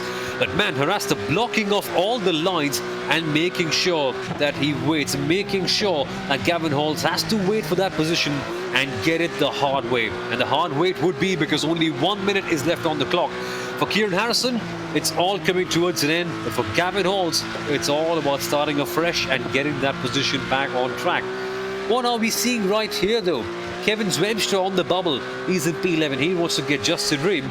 And Justin Ream, after a rather tricky heat, is in P10. So that'll be a big self-relief for him, Peter, now. As we are seeing Gavin Halls getting back on track again. This is his chance for the move. I'll tell you what, Loves, we see we head down to Canada corner. Is he going for the Robin Liddell line? He might. Oh no, only Robin Liddell can do that. In a Camaro of all things, not the last word in agility, should we say. So heading in, I tell you what, this is just non-stop action here in the PorscheSport Carrera Cup, and you can hear all about it, all the reaction, all the insight, all the opinion on the PorscheSport podcast live every Thursday. Do check it out via your podcast provider with myself and my lovely co-host Kat Impey, of course, someone who has real life experience of driving these cars in the real world, so always handy to get her view on how these beasts handle in the real world. So we've taken the white flag then, so last chance, if you're on the bubble, now's the time to move up. And I think the number 912, Justin Rem, the man from Alberta, Sylvan Lake, Alberta, I think he's your man in 10th right now. He is. He's had a very eventful day, to say the least. Again, understatement of the day, but he's right there in the battle, and he's right where he needs to be to get that spot in the feature right now. He is indeed. Here we are coming. It's the final lap. The white flag is in the air. They are going wheel to wheel as always, that is. Gavin Hall sticks behind, gets the cut back, does he? Gets a better run. Oh, almost spinning off. The number 63 gets a bad run, oversteering off turn 5, and this has just allowed Gavin Hall to get a fantastic run. Sadly for him though, not able to get the best of it, and all of a sudden 3 more players have joined the chat. Game on indeed on the final lap here. Well, here we go, down, hurry downs then. Jack Wilson late on the brakes in the Team Effect Esports, right on the exhaust pipe of the 55 machine of Hendrik Lichtenhagen. Gavin Halls right hassling the 63 of Ivan Harasta. Well, Harasta's done a great job, to be honest, to keep him behind. So they head down to the kink, flat out here, just floating the throttle, trying not to hit the curb on the inside, as we see Michael Pedersen defending from the 90. Oh my word! The number 92 of Rolf Anderson, but he managed to defend, but it's not done yet. Remember, it's a long drag to the line as we see the 55 of Lichtenhagen having a look, but over the line comes Kieran Harrison after a disaster in the Heat 2. He is your winner of the Consolation race, and he will go in with a decent spot and a decent chance to go for the win in the key feature. As we see drag race up the front straight. Can Rolf Anderson go it? Hit the nitrous oxide. Oh no! 199 Michael Pedersen. What a drive! And look at this. Speaking of drives, Ivan Harasta, number 63, holds off Gavin Halls, but only just. Oh, Kevin Zwemstra, that has got to hurt. 11th in the. Oh my word! We see a big action there on the right. Oh my word! That.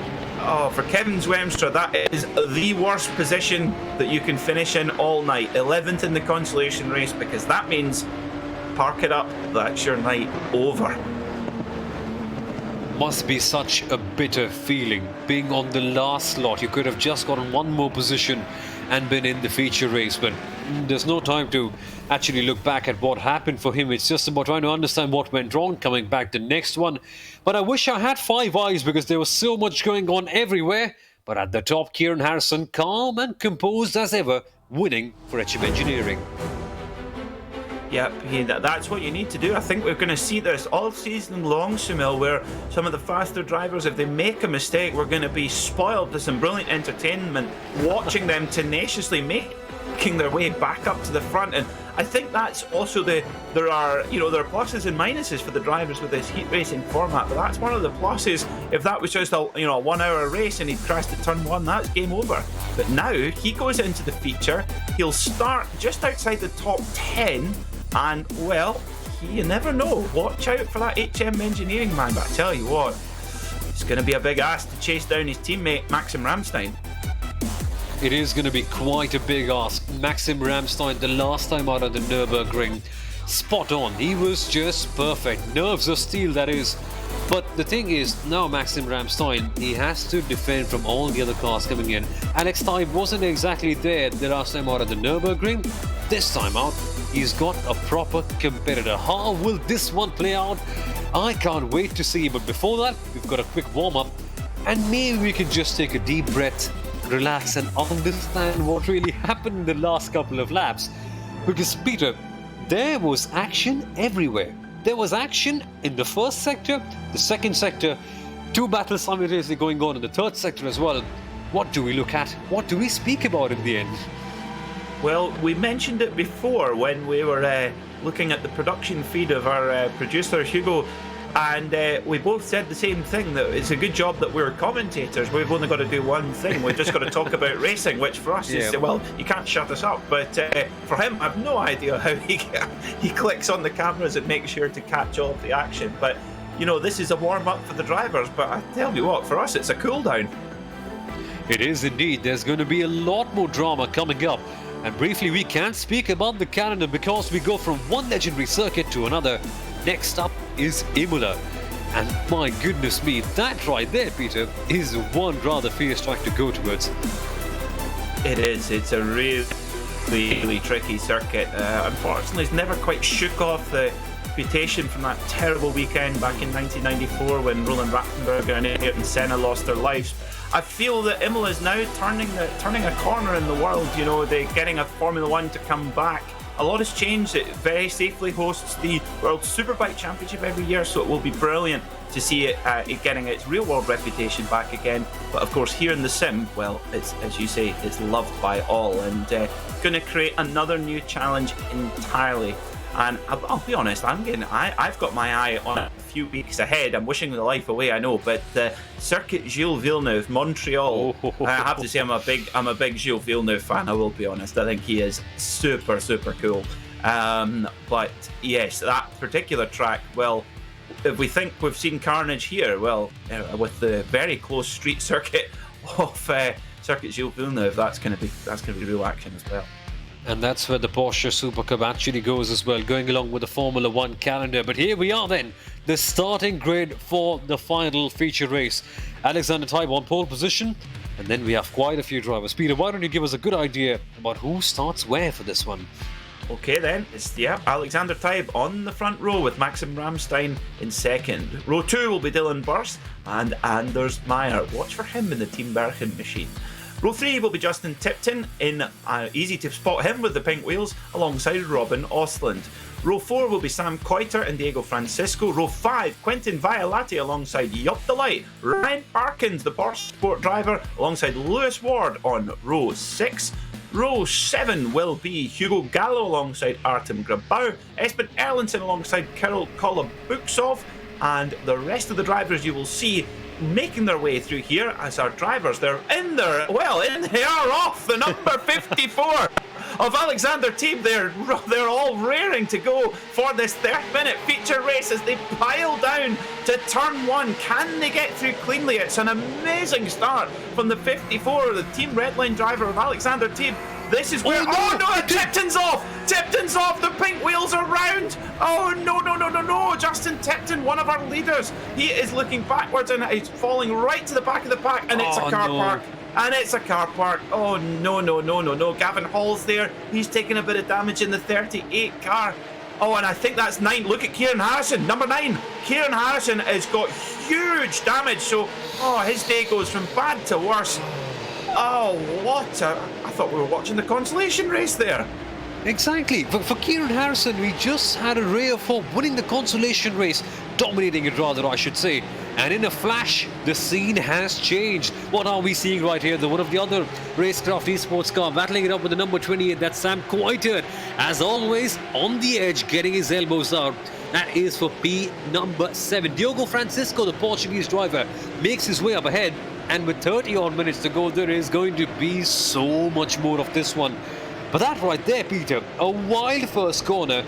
I've got to say I expected this, but not to that extent. It's just so... You think of Road America as a wide circuit, but in that opening section, it is not. And those walls are waiting there as we see the drivers flow through the carousel down towards the King. And Soumil, there is a lot of cars with a lot of damage in this pack, and some big names have, well, their day has not started out well. Look at Ryan Parkins there in the 225, looking up the inside, coming down into Canada corner. Ooh, just nearly snips the back off there, but he's run really, really well. King Hippo himself, Ryan Parkins, the Porsche Club of Great Britain, sim racing champion. Well, mixing it up with some of the biggest names in sim racing here. Great stuff from that man. And thankfully for Ryan Parkins, being in P11 is not a bad thing right here, because there is no worry about the feature race, because this is the feature race. This is where you maximize all your points. It's all about being as high as you possibly can on the track positions, not in terms of actually chewing up some drugs or something like that. But here we are then, going 3 wide on the main stretch, Peter, almost. We are seeing so many battles at the back. What do we focus on? Let's focus on this one. Oh, the 46, 63, 29, all these cars. That's Ivan Harasta as usual in the midst of all these battles. It's for P20 as the car goes wide. 2 cars go wide. Justin Rem in the 912. No. Goodness me, the number 37 of Clement Andriot in the cast machine. Oh my word, Justin Rem, I think every race he's had some form of incident, whether his fault or not. So let's get a look at that. He's in the black and blue 912 machine, and ironically this is the corner where the 912 of El Bamber went off at Road America in the IMSA Championship a couple of times ago. Oh, and he gets absolutely torpedoed by Clement Andriot. Clement, no malice there at all. It just got a little bit locked up on the brakes, a little bit too excited, and well, actually it was Justin Rem that took the brunt of that. So here's a replay of the start again. We were rushing right through to have a look at it, and the 54, the Team Redline machine of Alexander Teeb, gets an absolute bullet start. Catch me if you can. That's the word that Alexander Teeb said right at the start. Shocking everyone, getting a bullet of a start.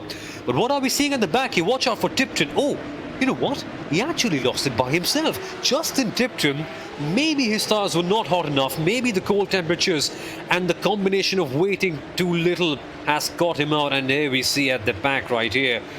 Just reminds me so much of Spa 1998 in Formula 1, except it's with Porsche 911 GT3 Cup cars at Road America.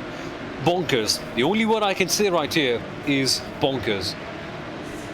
Yes, that's certainly one word to describe it. I have a feeling it'd be interesting getting on board with Anders Meyer in the 20 machine, but we're running on board with Gavin Halls. We're going to get a grandstand view here of... Oh my goodness me, I mean, oh wow, another Talladega crash. Wow. I've got a feeling that Tipton might have been given the ever so slightest help from Anders Meyer in the number 20. I could be wrong. I do apologise if that isn't the case. It could also be the 68 of Ivan Harasta, but let's have a look. So there goes Tipton, and oh, I can't quite tell on the feed there. Did you catch it? Oh, I think it was too daft if there was any, that's the case. I doubt that I saw some contact, but oh my goodness me. For Tipton, he has it all to do right now. The points are on stake. Okay, close-up view. Thank you so much, Hugo. This is the camera angle that we've all been waiting for. So then, keep an eye on the RaceKraft car. That's the one with the pink wheels quite clearly. To the inside he goes. The 20 comes up. Do they touch? It's like a game of kabaddi right here. And I think no, they don't. Tipton got into the back of Ramstein. Tipton got into... Yes, absolutely. If you look at the back right corner of Ramstein's 911, there's an ever so slight scuff. It's a very light touch, marginal touch, but there was a touch. I'm 99% certain of it. Which means I'm 1% uncertain, of course. Here we go. Okay. So, he does touch. He does touch, yeah. Oh, I don't feel so bad now, because I have to be honest, I was lying with the 99%, but there we go. Oh, wow. That was what just shows you the finest of margins, and that has changed Justin Tipton's race completely. I mean, it's all been a wheel game of blame pretty much. I started off with the cold tyres, then we went and we blamed it on another driver. Then we have all of a sudden the theory that he comes in and hits Ramstein. So a lot of things that we have discussed, but in the end it is quite clear. He just touched Ramstein. The daftest bit of contact, and here we are seeing a battle on the track. That's the 199 Hugo Gallo in the mix of everything. This is for P17. It may look low down the order, this one, but trust me, there is a lot of pride on the line. There definitely is, and Michael Pedersen, he's been getting his elbows out all race long, winning that drag race for the podium in the Consolation race and battling hard, and well, woof, where do you look? Here it's just so, you see Yop the Light in the Maniti Racing car battling hard with the number 97 there of Lewis Ward. Oh, as they head down into turn 3, he's having a big old block pass there. That's going to slow them down, heading through the moraine sweep underneath the Sargento Cheese Bridge. There you go, there's the cheese truck above there. Under we go then. Well, side by side down towards turn 5. Oh, hip check, that's an elbow in the gut there. Oh, down they go on the brakes, onto the curbs. That's not going to be nice. That is not going to be nice, braking on the curbs for the number 19 of Yop Delight, but they make it through. Brilliant respect from both drivers. Through they come, through the Corvette bridge. Ryan Parkins will be somewhere in the background there. There he is. He's saying, come on guys, have another dig at each other and I'll just come on by. This was ridiculous. The way they treated each other with respect, going side by side all the way from turn number 3 to turn number 6. Ridiculously good. That is the only thing I can say. Ridiculously good. And Yop Delight on the charge yet again. I wouldn't advise you for making a move down the inside of the carousel, but he is closing up. He's lining something. The place to be down the inside at Canada Corner. What can we expect right here? Fast king this one, locking up your steering to the right hand side, trusting the car on the curves. Here we go then. Yop Delight choosing to make the move, using the draft area stuff on P10. Is he close enough to make the lunge? I'm afraid, Peter, he isn't, so he waits. He is keeping patient, that's the name of the game. We've still got 21 minutes to go, so still plenty of time left here in this crucial feature race in the PorscheSport Carrera Cup. Is number 97! Number 97, Lewis Ward, gets a little bit squirrely there, and like we said, that is not where you want to make that mistake, and he actually gets a bump draft there from 19 of Yop Delight, giving a big nudge saying, get a move on. We've got Ryan Parkins behind us, and he is right on our tail. Draft race, drag race, down the front straight they go, heading into turn 1. Now use that exit road as your braking marker. There it is, hit the brakes hard, and it's number 19 of Yop Delight who's later on the brakes. Can he make it stop? He does, and look, as all the while the number 8 of Tim Matska, the other Maniti car, gets up the inside of Ryan Parkins. Ryan gives him the room, and he'll be able to tuck in behind him. Not a bad dancing partner to choose there actually. Tim Matska, he's going to be on a charge. And they are dancing and tiptoeing around like ballerinas right here. Here comes the Swedish ballerina. That's Robin Rosland going to the outside for P number 7 of the 991 car. Osland waits. Does he get a cut back? Yes, he does. Osland gets a very good run. Maybe, just maybe, the entry of the carousel. That could be one place where he can just lunge and get something done. Osland staying behind, though, in that 44 car. Get in there, Lewis. That's what Bonner would say in Formula 1. Right here, it's all Osland by himself. What can he do right at this battle? For P7, that is, that's quite a few points on the board if you ask me. But at the top, Peter, at the top is where the drama is, because Alexander Team and Maxime Reinstein, only a few tenths of a second separate them. Here you can see them just literally having an eye on each other. If time looks at his mirror, you can see Reinstein, he goes wide on the grass. Rallycross 1000, he saves it. How? How on I don't earth? know. Well, that's, I guess, if you want to know how, dear Racespot, dear Peter, dear Soumil, how do I get a drive for Team Redline? Well, save a moment like that is a good way to prove that you've got the car control. Oh my word, that's nearly up into top gear there on the grass. I don't even think he got a great deal of oversteer. That is exceptional. So, wow. Oh, that is busy on the steering wheel there, and he keeps his foot in it. But that will, do you know what? That will have given Maxim Ramstein a real big boost there. He will be thinking, aha, I've got him under pressure there. And, oh, great shot. Great shot there. Fantastic. And Maxim Ramstein, yeah, well, it almost follows him in, but he's just able to just narrow it up slightly. But, yeah, Team Redline, the same team that Max Verstappen and Lando Norris drive for when they're in the virtual world. So you can say that they have pedigree, and well, Maxim Ramstein, he does not care a jot about pedigree. He is a man that started sim racing on Need for Speed, so pedigree not important for him. But look at, he's every bit the match of the number 54, Alexander Team. Down they go into turn 5, little wiggle on the brakes there. Can he get it stopped? Yes. Incredible entry speed there, Soumil.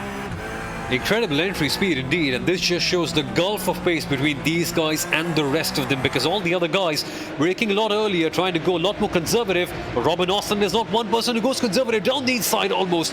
They were literally bumper to wheel for a second. Thankfully, clean. Again, that's the wonderful thing, Peter. They have just been producing the most outrageous of racing that I've seen with any Porsche 911 GT3 Cup cars. But the key word right here, clean. It's all perfect. That's the one thing I love to see. But I can tell you with a lot of foresight that Robin Oslam, he is just going to lunge at Canada corner. Question is, outside or inside, is it going to be Robin Liddell or everyone else in the world? That's what the answer is that we're going to find out in the next couple of corners. Here we come. Oh, I tell you what, the number 44, Robin Ostlund, the Swede, he's channeling his inner Rickard Rydell to try and get past here. Hard on the brakes, down into Canada corner. Super tricky, so easy to make a mistake as the 991 there just has a little tip on the inside of the corner. Wow, very, very tricky part. But this is your corner. This is the trickiest and most important corner on the circuit. Turn 14. Get on that gas, but don't spin on the way out. And look at that. Ostlund's in a good draft here. He's right where he needs to be. Look at that. Tries to break the draft. Oh, well. That's an Ostlund. He decides not to follow him. Yeah, Ostlund stays behind. I wonder what that reason is all about. Perhaps you can just stay in the draft and conserve up your fuel and tyres a little bit more. Again, not really a major factor because this is a sprint race, not for pit stops. But maybe just staying behind can let him have a lot more tyre life, and maybe that can really help him out in the final couple of laps when he can just gun for it and get something done for himself. Speaking of people getting something done for themselves, here we are then, Maxim Ramstein on the tail. It's a cat and mouse battle, this one, and it will just go on till the very end. Ramstein in P number 2 for the HM Engineering team. He won the last time out in Nürburgring. Can he make it 2 in a row? Tell you what though, Alexander Thieb certainly not in the mood to let him go so easily. Nothing right here is for granted, and Ramstein knows. No, absolutely not, and it seems like Thieb just has the little bit of an edge from about turn 5 onwards, where the draft is less important. He's just able to just edge out that little bit, but not enough to break the toe from Maxim Ramstein. And of course with the towing opportunity down the front straight and the charge from turn 3 down to turn 5, well, that is allowing Ramstein to get right on his gearbox, so he's certainly there enough to really make him think about this. Yeah, they are being slightly more passive, but that's the thing with Road America, isn't it? Be it Indy cars, be it GT4s, GT3s, or even 911 GT3 Cup cars. The drama happens at the very end. That's when people tend to save up their tyres and fuel, and that is when they go on attack mode. And that's what happens, right? People would much rather go and save and go for a gun down the inside towards the end, because Road America is such a wide circuit, opportunities galore. I mean, if you have to say it, it's a mecca for overtaking in terms of sports car courses in America. This is where you can really make a move, and this is something that Maxim Ramstein knows, so he waits behind and he stays. It's all about differing approaches in the end, Peter. You can either go for a lunge down the inside early on and maintain track position and then defend later on, or as what most people would do it, go for it later on and try to capitalize on the slightest lapse of concentration on the other person ahead of you. That is what Ramstein seems to be doing right now. Still, 15 minutes left to go.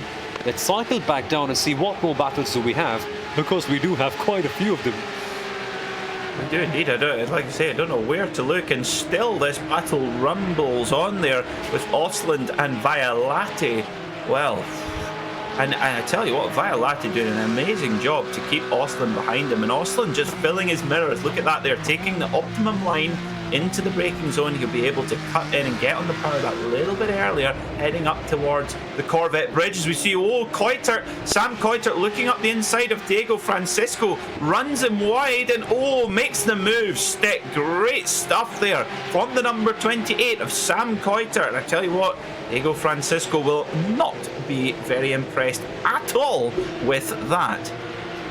for Sam Coulthard. It almost got very hairy for a couple of seconds. He was going side by side with the Portuguese driver. It was just a case of who's going to let go first. For Sam Coulthard, got a better run and got the position in the end. So Diogo Francisco has to concede, but he will fight back. He will bounce back. Let's see what he can do from this particular stage. Not a bad place for the Portuguese driver to be in, to be very honest with you. After debacle in the last round at the Nürburgring, P6 is a very good place to be in, but I'm sure he wants more, and Robin Austin wants more as well. Settles back in almost. Went for a lunge at Canada corner, but Austin, I'll tell you what, Peter, he's very pragmatic. He is lining up a move, he's waiting for that one opportunity, and from the looks of things, Austin will just force Quintelin to make a mistake, but for Quintelin, to his advantage, he is not cracking. He is sustaining all that pressure so well, and from the looks of things, this battle will go on till the very end, just like this one will as well. Yep, absolutely. This looks like it's just brewing up, bubbling under the surface here. Maxim Ramstein, I think that's the closest he's been going into turn 1, certainly from what I can recall. Heading down into turn 3 then, as they head back on the gas down through the moraine, named after the glacial Kettle Moraine area that this particular racetrack was cut out of all those years ago, back in 1955. The first race won by Phil Hill, Ferrari Monza, back in September 1955. And Maxim Ramstein, he's right on the gearbox there. Look at Coulthard and Francisco, they are battling away. 28 versus 4. Francisco running the 48 of 7-time NASCAR Cup champion Jimmy Johnson. And he is challenging some of that energy right here in this battle with Sam Coulthard. I've watched Sam Coulthard quite a fair bit in our Formula 3 series that we have here on Simpower TV as well. It's called the Alcantara Formula 3 Pro Series. And that's the thing he's doing right there. He's a very consistent driver. He nails down his lines and just knows exactly what to do. Controlled aggression is the name of the game in motorsport, and he's someone who embodies exactly that. But Francisco is no slouch either. You put him in a Porsche 911 GT3 Cup car, and that man just turns a gear lever up, and he turns up the aggression notch another level up. Let's see what Francisco can do right here. And they've got another couple of people in this party, because the group has grown. We have Robin Osland and Quintelin Violate in this chase as well. So the battle for P5, Peter, getting rather spicy. It is indeed, and of course there's a big spread of points on offer here, and so if you can finish at the front of this group, it's going to be a very big battle, very big benefit indeed. And Quintin Violate, well, he's not worrying about defending anymore, he is attacking, because he is very much in draft range of the cars in front. Man in the 991 machine running in 7th place right now. A very impressive drive indeed. Have this car as well launched the career of so many great drivers. The Porsche Mobile 1 Super Cup in the real world as well. Been running for 27 years, 18 different champions. 10 of those 18 champions have gone on to win the Le Mans 24 Hours. So clearly a formula that breeds good talent. And that is some pedigree indeed. These 911 GT3 Cup cars as well.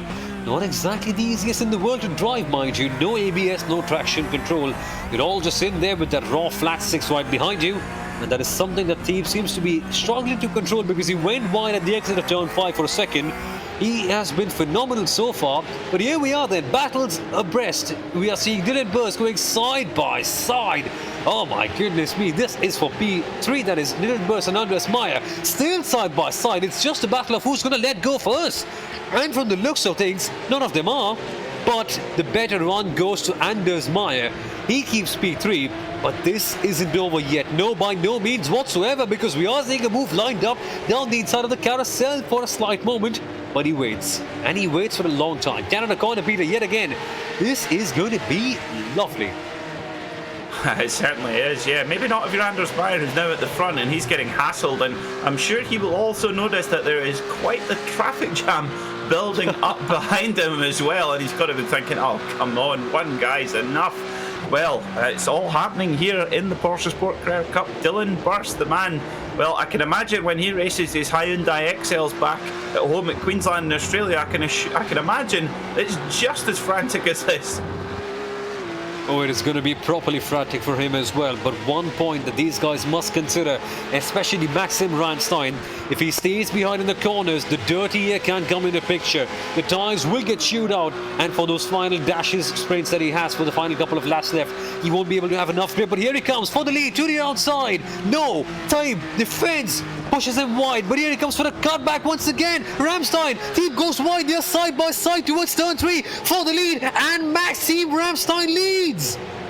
Yeah, Maxim Ramstein takes the front then. Well, he was pressuring Alexander Teeb all the time. Teeb was using all the track and more, and well, put him under pressure. Now, what Alexander Teeb needs to do now is snap straight back, Troy Bayliss style. That was always his trick in the World Superbike Championship. Hard on the brakes he goes. Can he do a Liddell round the outside? I know it's not Liddell corner, but wow! Oh, no. Goodness me, the 79 of Ramstein takes the inside line and makes it count. I think the cork has well and truly flown out of the bottle. That battle is on at the front. And here we are seeing this one as well. Dylan Burst joining the party. They are going door to door.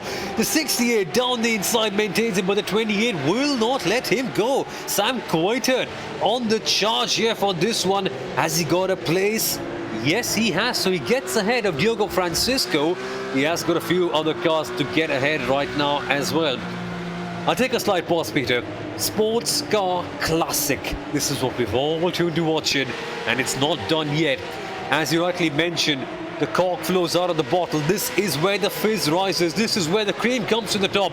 The last few minutes of the race, Road America and last lap battles. This, folks, is what we all love motorsport for. It is indeed, absolutely. More overtakes than a decade of Formula One racing here in the PorscheSport Carrera Cup. Sorry, my apologies, that's me fired.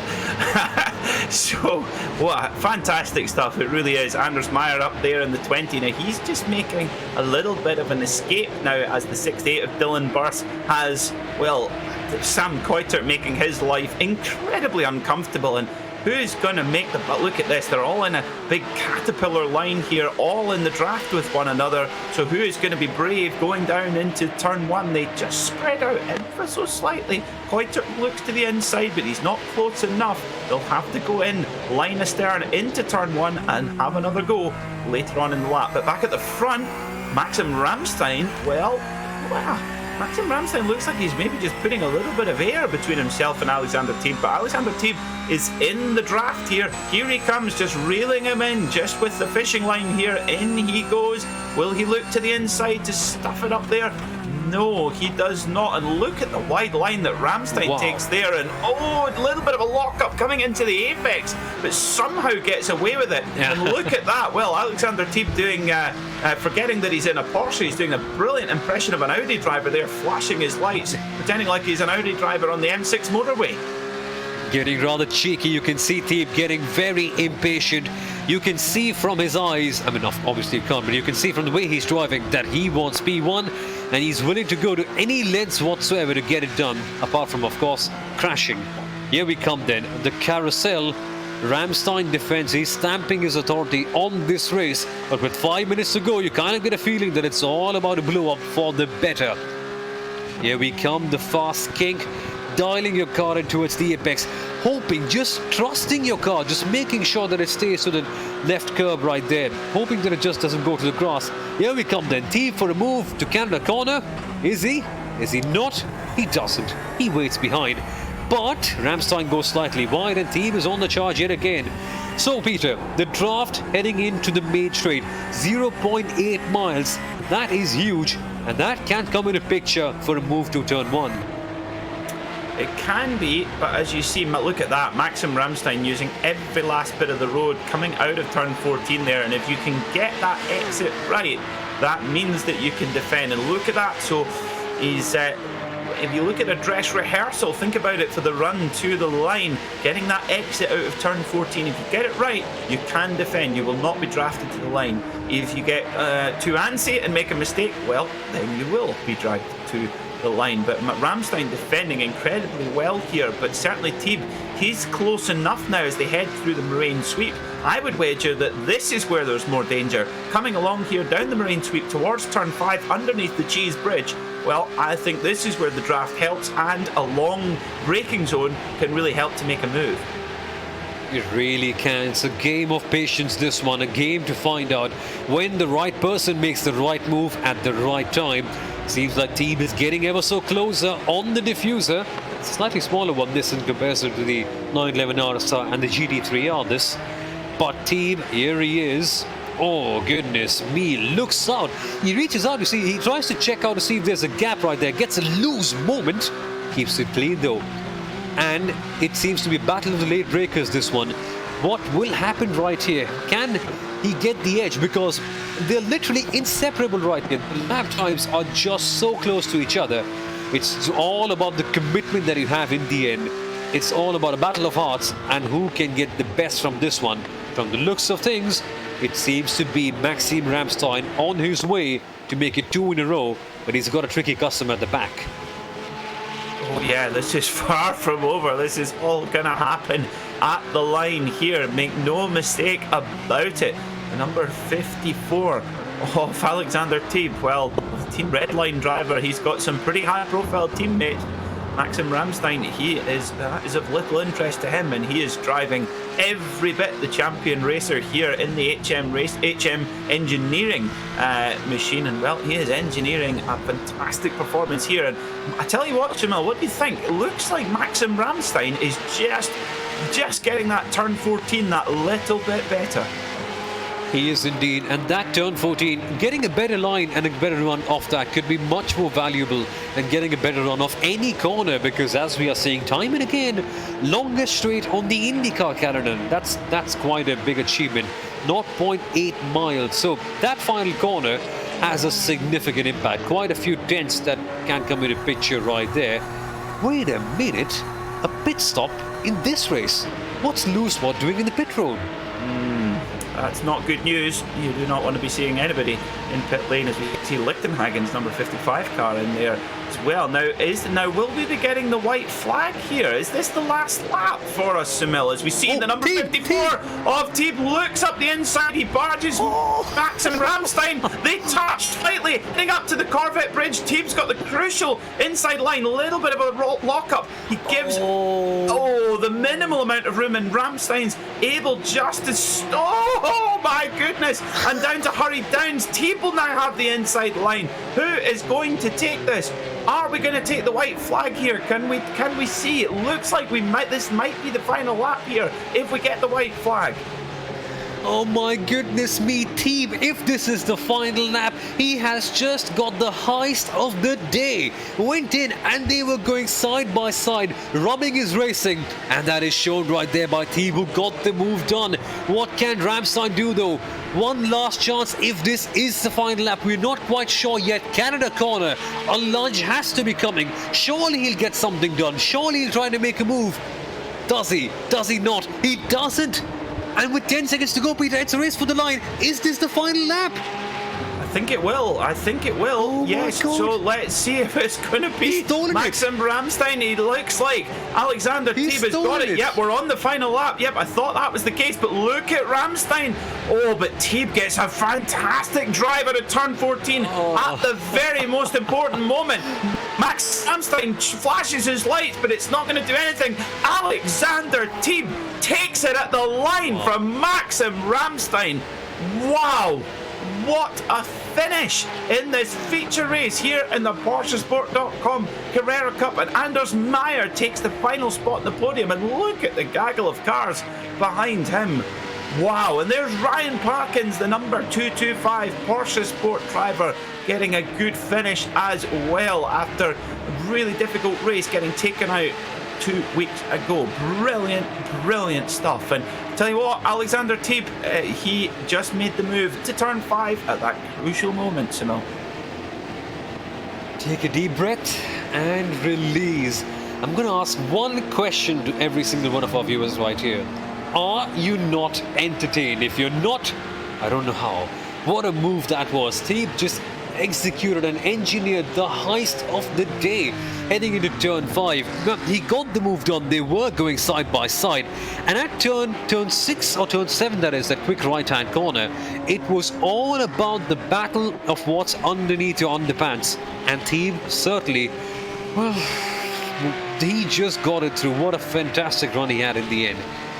Stole it away and took the win. And Maxime Ramstein, well, he has a reason to be distraught. On one side, it could have been a phenomenal win. It could have been 2 wins in a row. But he will be so happy from this weekend. It's almost second best. And folks, this right here is how you have a sports car race. Amazing. So your winner then, confirmation, Alexander Teeb in the Team Redline number 50 machine wins by less than 0.3 of a second after 30 minutes of red-hot racing with Maxim Ramstein in the HM Engineering machine, who will lead the championship going into round 3 at Imola. Anders Meyer in the Team Birkin machine rounds out the podium with Dylan Burst, Sam Koiter, Kenton Vialati, Robin Osland all following closely behind. Diego Francisco was 8th in the number 48 machine, with Tim Matska coming in 9th, and Ryan Parkins getting his first top 10 of the season in the 225 Porsche Sport machine. 11th was Espen Erlandsen in the other Team Bergen machine, with Jose Manuel Padden, Joop de Light, Hugo Gallo, Kirill Kolobuksov, Michael Pedersen, Justin Tipton, Justin Rem, Jack Wilson and Alan Powell rounding out the top 20. 21st was Lewis Ward with Kieran Harrison, Ivan Harasta, Gavin Halls, Carl Walquist, Clement Andrio, Artem Grabo, Hendrik Lichtenhagen, Rob Anderson, Ivo Lobsher rounding out the field. Soumil, what an absolute treat that was to not only call that feature race, but our 2 heats in our Consolation. Absolute non-stop action all night long. I've got to say, Peter, and I'm not joking or not putting any sort of overstatement or anything quite like that, this is the most entertaining broadcast I've done ever. And that's a big word, because I've done quite a few fantastic ones, but the way the battles materialize towards the end, here we see the replay. Type comes in and sells it down the inside, but it's not done yet, mind you, because they are still door-to-door, they are still rubbing with each other.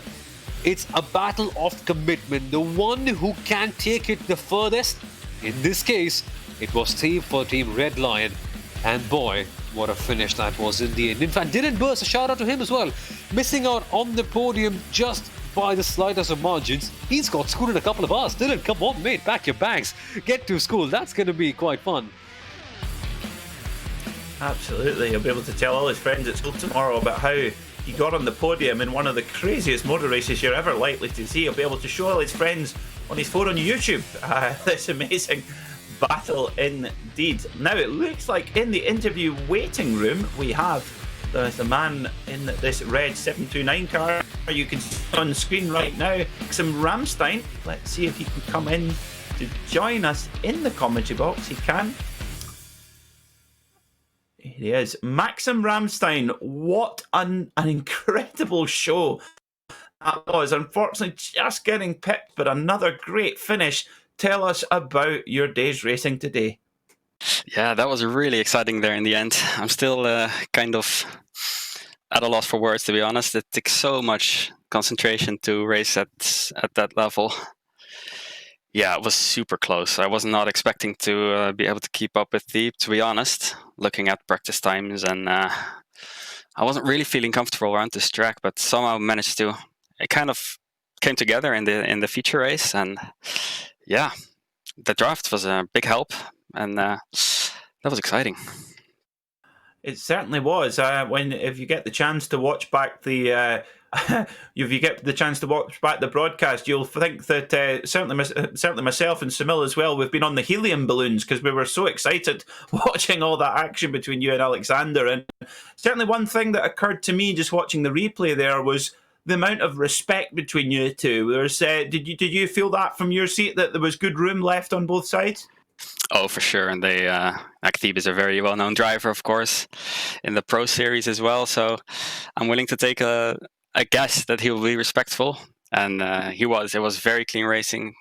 Big congratulations to him. A well-deserved win. And really hope we can have more battles like this. It's so much fun. So do we. I mean, you certainly don't get that quality on Need for Speed Underground, do you? No, definitely not. Now, while you're live here for the PorscheSport Carrera Cup as our championship leader, Maxim, live on Racespot TV, who would you like to give a shout out to live on the broadcast? A big shout out to HM Engineering, our team. As again, they have a great atmosphere for competitive racing. And Kieran as well, he had a bit of an unfortunate race today, my teammate. But he helps push me further and we help each other out. So good stuff here. Looking forward to the next rounds. As are we. Thank you very much for coming to join us, Maxim, and enjoy your second place finish. Thank you. So that was Maxim Ramstein, your second place driver and championship leader here in the PorscheSport Carrera Cup. Next, we're going to have a chat with our third place driver, Anders Meyer, who is with my wonderful colleague, Soumil Arora. Yes, man, that was wild. How did it go for you? We saw you in the heat of so many battles for so much time back there. Yeah, it's. I'm just. I don't know what to say. I'm just so tired right now. When I started the practice, the warm up, when we came to the session, I was so tired. I went to a party last night, and you know how the day after usually is. So I didn't have the best motivation because I felt like I was lacking pace. But as soon as we got racing, I really got the pace back. Wasn't really happy with my quali, but the race pace was good, and managed to stick with Ramstein in the heat race, but he was too fast in the future, and of course I had the fight with Dylan as well, so Teeb and Ramstein got away, but it was an exhausting race. Yeah, I'm just very happy. No, I don't blame you. And what a recovery it was. After being in the Consolation race last time out, here you are, podium in the feature one. How happy are you feeling with this one? And just how tricky it was managing the draft, all the people behind you. Yeah, in Nürburgring I felt more comfortable with the car, but I had some rough battles, you can say that, in the heat in Nürburgring. So I had to go through the Consolation and everything there. But I knew I had the pace, so I was confident that I would do good here, even though I struggled a bit with the car, and especially the rear tires on this track. I went with setup that was really fast in a straight line because I knew it would be a lot of draft here, but I was a bit slow in the corners because of that, but I think it was the right choice in the end. It was indeed P3, quite a fantastic result for you at last. Anders, we are going to Imola next. Is that a circuit that ranks in your top 5 or top 3, I think, quite like that? And do you think you're very comfortable with that track and that car and track combination? My apologies. I haven't driven much on Imola, at least not with the Porsche. I don't remember. I think I haven't driven there at iRacing a lot at all. But it's a track that I've liked in other simulators. So we had some practice and help with the setup from my teammates and stuff. I think I'll be competitive there as well, I hope. Well, that should be interesting. Anders, just before we let you go, is there anyone from your team, any friends, family members that you'd like to give a shout to? I would like to thank my team, obviously. They always push me when I'm down and struggling. I have to thank our partners, Porsche Center Bergen, Autosalg, and Pixel Motorsport. And thanks to you guys for making amazing broadcasts. Cheers, Anders. Congratulations on the result. Thank you. That, folks, was Anders Meyer right there. And Peter, I guess you've got our race winner, Alexander Teeb, right here with us. I think we do. Yes, Alexander Teeb, Team Redline driver. Hello, congratulations on an unbelievable victory, a last lap battle. Tell us all about it. Yeah, it was a bit closer than I like, but first congratulations to Maxime. I know him for a while from the official Porsche iRacing Porsche Cup races, and he improved a lot. His pace is really good now. So I think when he keep it up, he can get closer and closer. So but the race was a bit of a mess from my side. I was sliding a bit in the first rounds, so then I cooked my tires. Maybe it was the 40 minutes break between my heat race and then the main race. But at the end, I'm happy with the result. And And of course, driving for Team Redline, you share the stable with some pretty big names. Of course, one particular Dutchman who's had a pretty good day today. Now, tell us, who's quicker in this particular car? Because I see that you're quite a bit of a specialist in this particular vehicle. I think it depends. It really depends on the tracks. For example, this track, to be honest, I don't like Road America that much. I never felt that comfortable there, so I'm looking forward to race on the other tracks in the schedule. And I think that's how it goes. One driver is fast on this track, and on the next track, he's even slower than everybody else, and so maybe you can't compare it that way, in my opinion. For example, Max was super fast on a few tracks, but on a few other tracks he was struggling a bit, where I could give him a tenth or something per lap. But to be honest, that's very rare. A very diplomatic and very modest answer, Alex. I like it. I like it. Very good. Now, like you say, I have to say that all of your competition right now, they're all groaning simultaneously after saying that this is you uncomfortable. Well, if that's you uncomfortable, I tell you what, I'm excited to see you on a track where you are comfortable. We've got Imola coming up next, a track which is, a completely different challenge indeed. Is that a track that you click with and enjoy?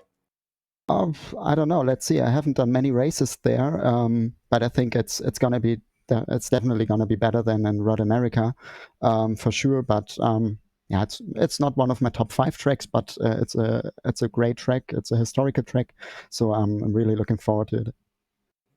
Fantastic. Well, congratulations, Alex, on your big win today in the PorscheSport Carrera Cup, and we look forward to having another chat with you very soon. Yeah, I hope so. So that was Alex Thebe, Team Redline driver, number 54, your winner today in the PorscheSport.com Carrera Cup. Now, Soumil, I see what we have. We've got the James Hunt of the series, Anders Meyer. He's feeling tired because he's been out partying last night. How James Hunt is that?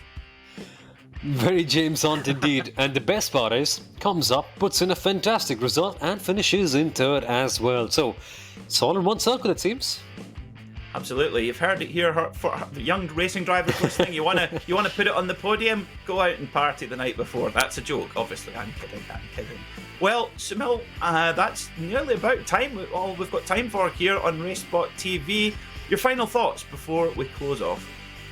I guess I've already said all that I had to, but the only thing, if you've reached so far in the broadcast, congratulations, you sir, or ma'am, that is, have just watched probably one of the finest pieces of sports car racing I've seen in all my life, because the battling was clean. It was super. We didn't see drivers taking each other up. Yeah, we did in lap 1, but that's lap 1, of course. Apart from that, what you're seeing on the screen, 2 top drivers gunning out against each other at a classic American sports car circuit in a Porsche 911 GT3 Cup car. What more could you ask for? And that's it. That's all that I have to say.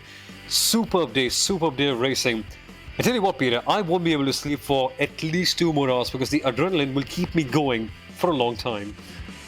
Oh, I feel exactly the same, and I have to say, although slightly self-indulgent, I'm going to go back and watch this racing again, because I don't think I even saw half of it, even though I'm supposed to be commentating on it. It was just so much going on.